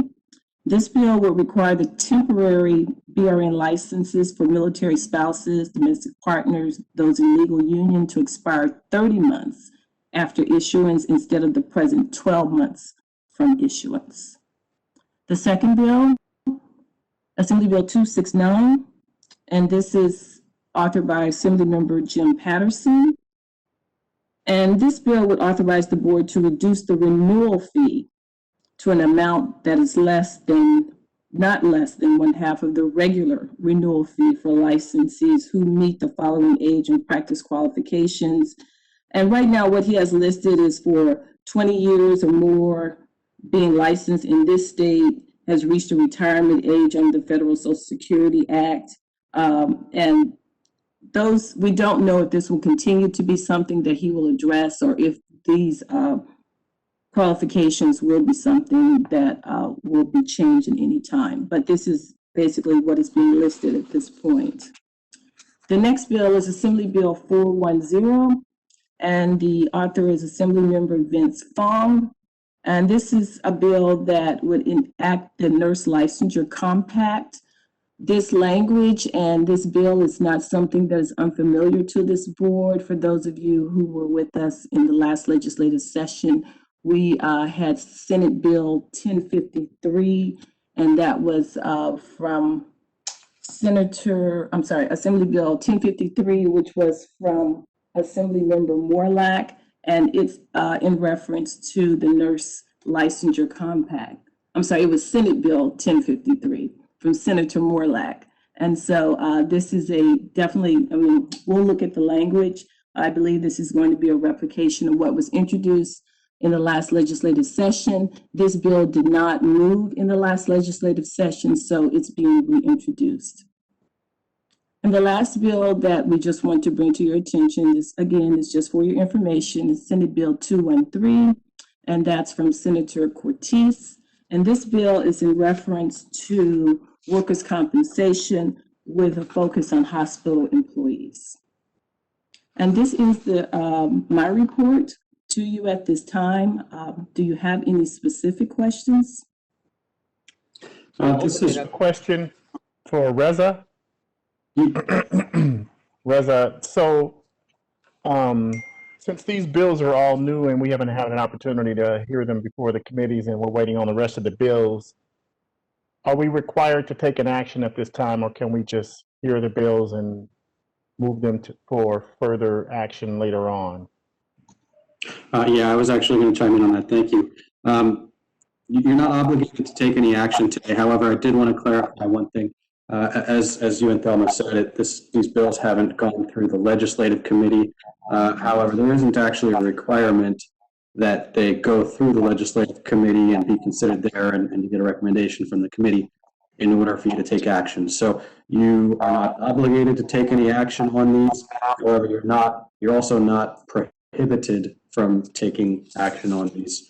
So it's up to what the board wants to do. Reza, can we open it up? Should we open it up for public comment? Sure. If any board members have any comments. Before we open it up for public comment, can we just go ahead and take an action just to watch it? Sure.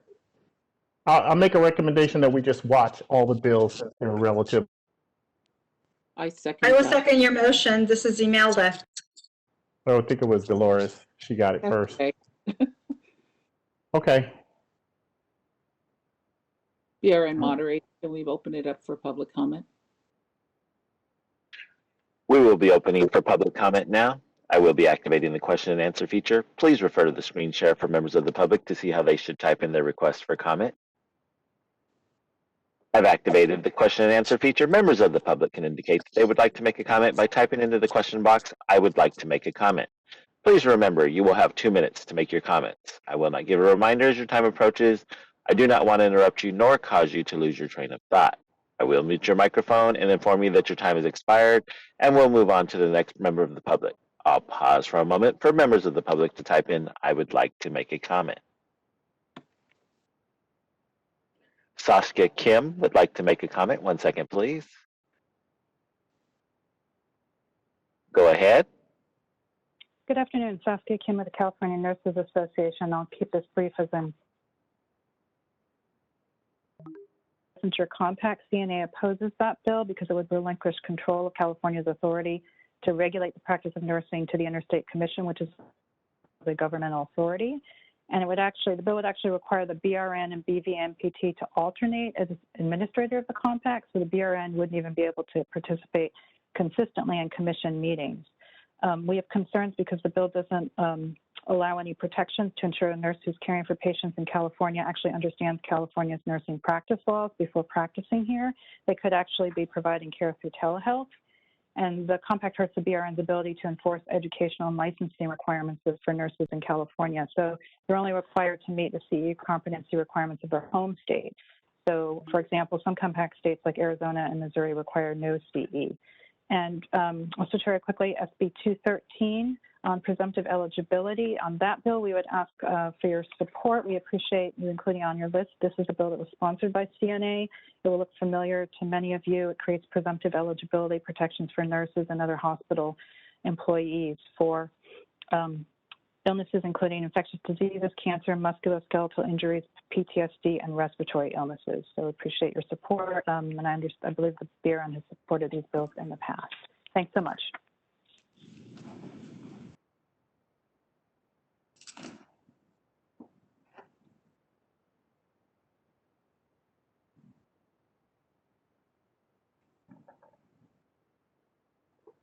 Board Chair Trujillo, there are no other public requests for comment. Would you like me to close this window? Yes, close the window, please.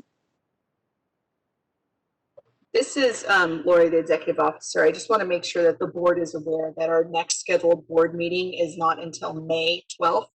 Thelma, can you give me the calendar of when positions and stuff should be posted and how that lines up with the legislative schedule? Absolutely. So if you look on the legislative calendar that I did include in the packets, you will notice that, as I stated, February 19th is the last day for the bills to be introduced. That's on this Friday. Usually there's a scramble, and we'll see those bills flying into us that following week, the week of the 22nd. And then these bills will be assigned to different committees. We'll get more of an understanding of what's going on within that week. Within that time, we'll work to understand exactly what those bills mean. And then what we're looking at is that in March, at the end of March, March 25th, the legislature will go into spring recess. So we are looking at the fact that from the end of February, and we're seeing that our next board meeting will be in May. I'm not sure, Lori, if we have a committee meeting that is being scheduled because we still need to have our legislative committee meeting in order to make recommendations to the board. Yes, correct. So the committee meeting is scheduled for April 8th. However, just so that we're clear, resident state that we did not have to have committee before board action could be taken. So I just wanted to make sure that each of the board members were aware of the calendar that we currently have. And so if they wanted to take any kind of position or make anything prior to the May board meeting, we would have to schedule a board meeting in addition to what's already scheduled. So thank you very much for that, Thelma. You're welcome.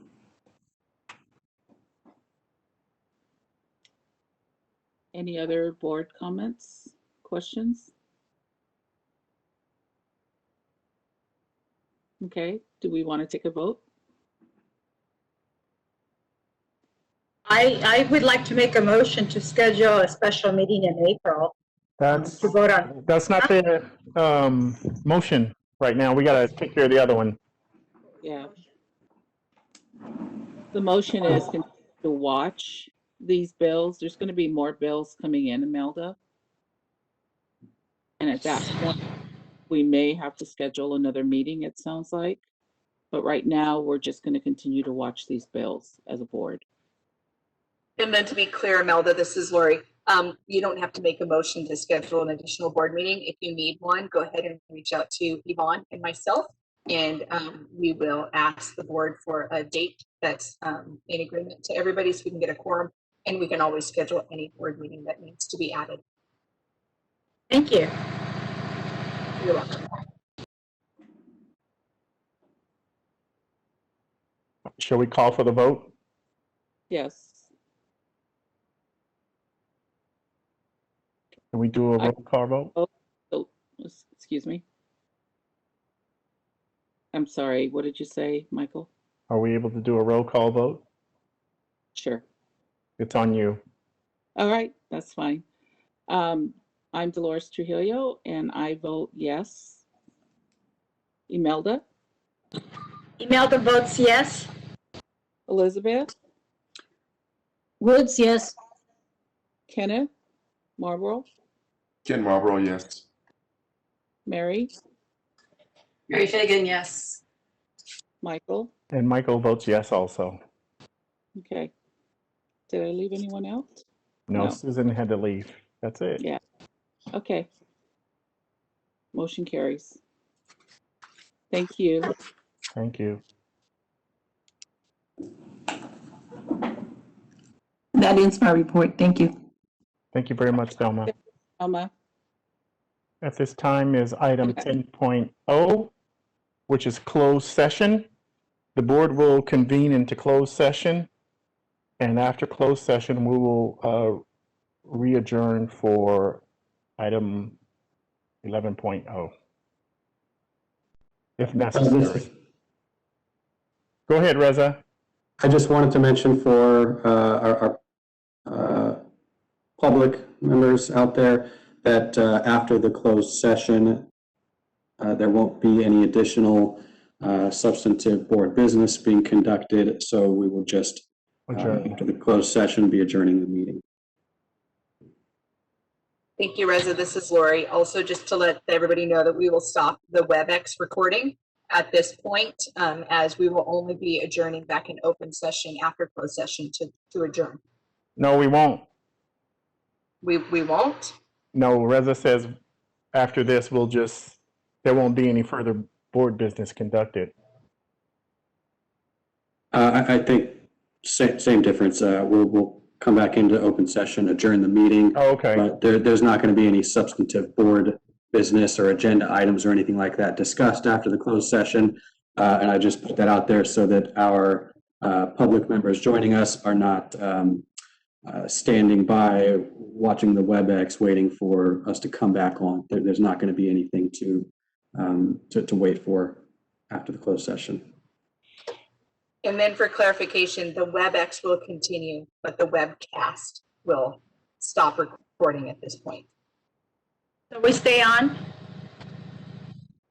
The board members can, I think, can exit the WebEx. We have a call in for, and you should have that information.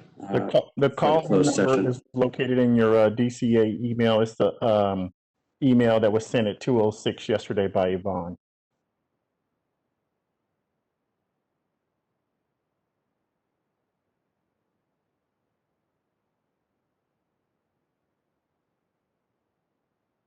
Thank you, everybody.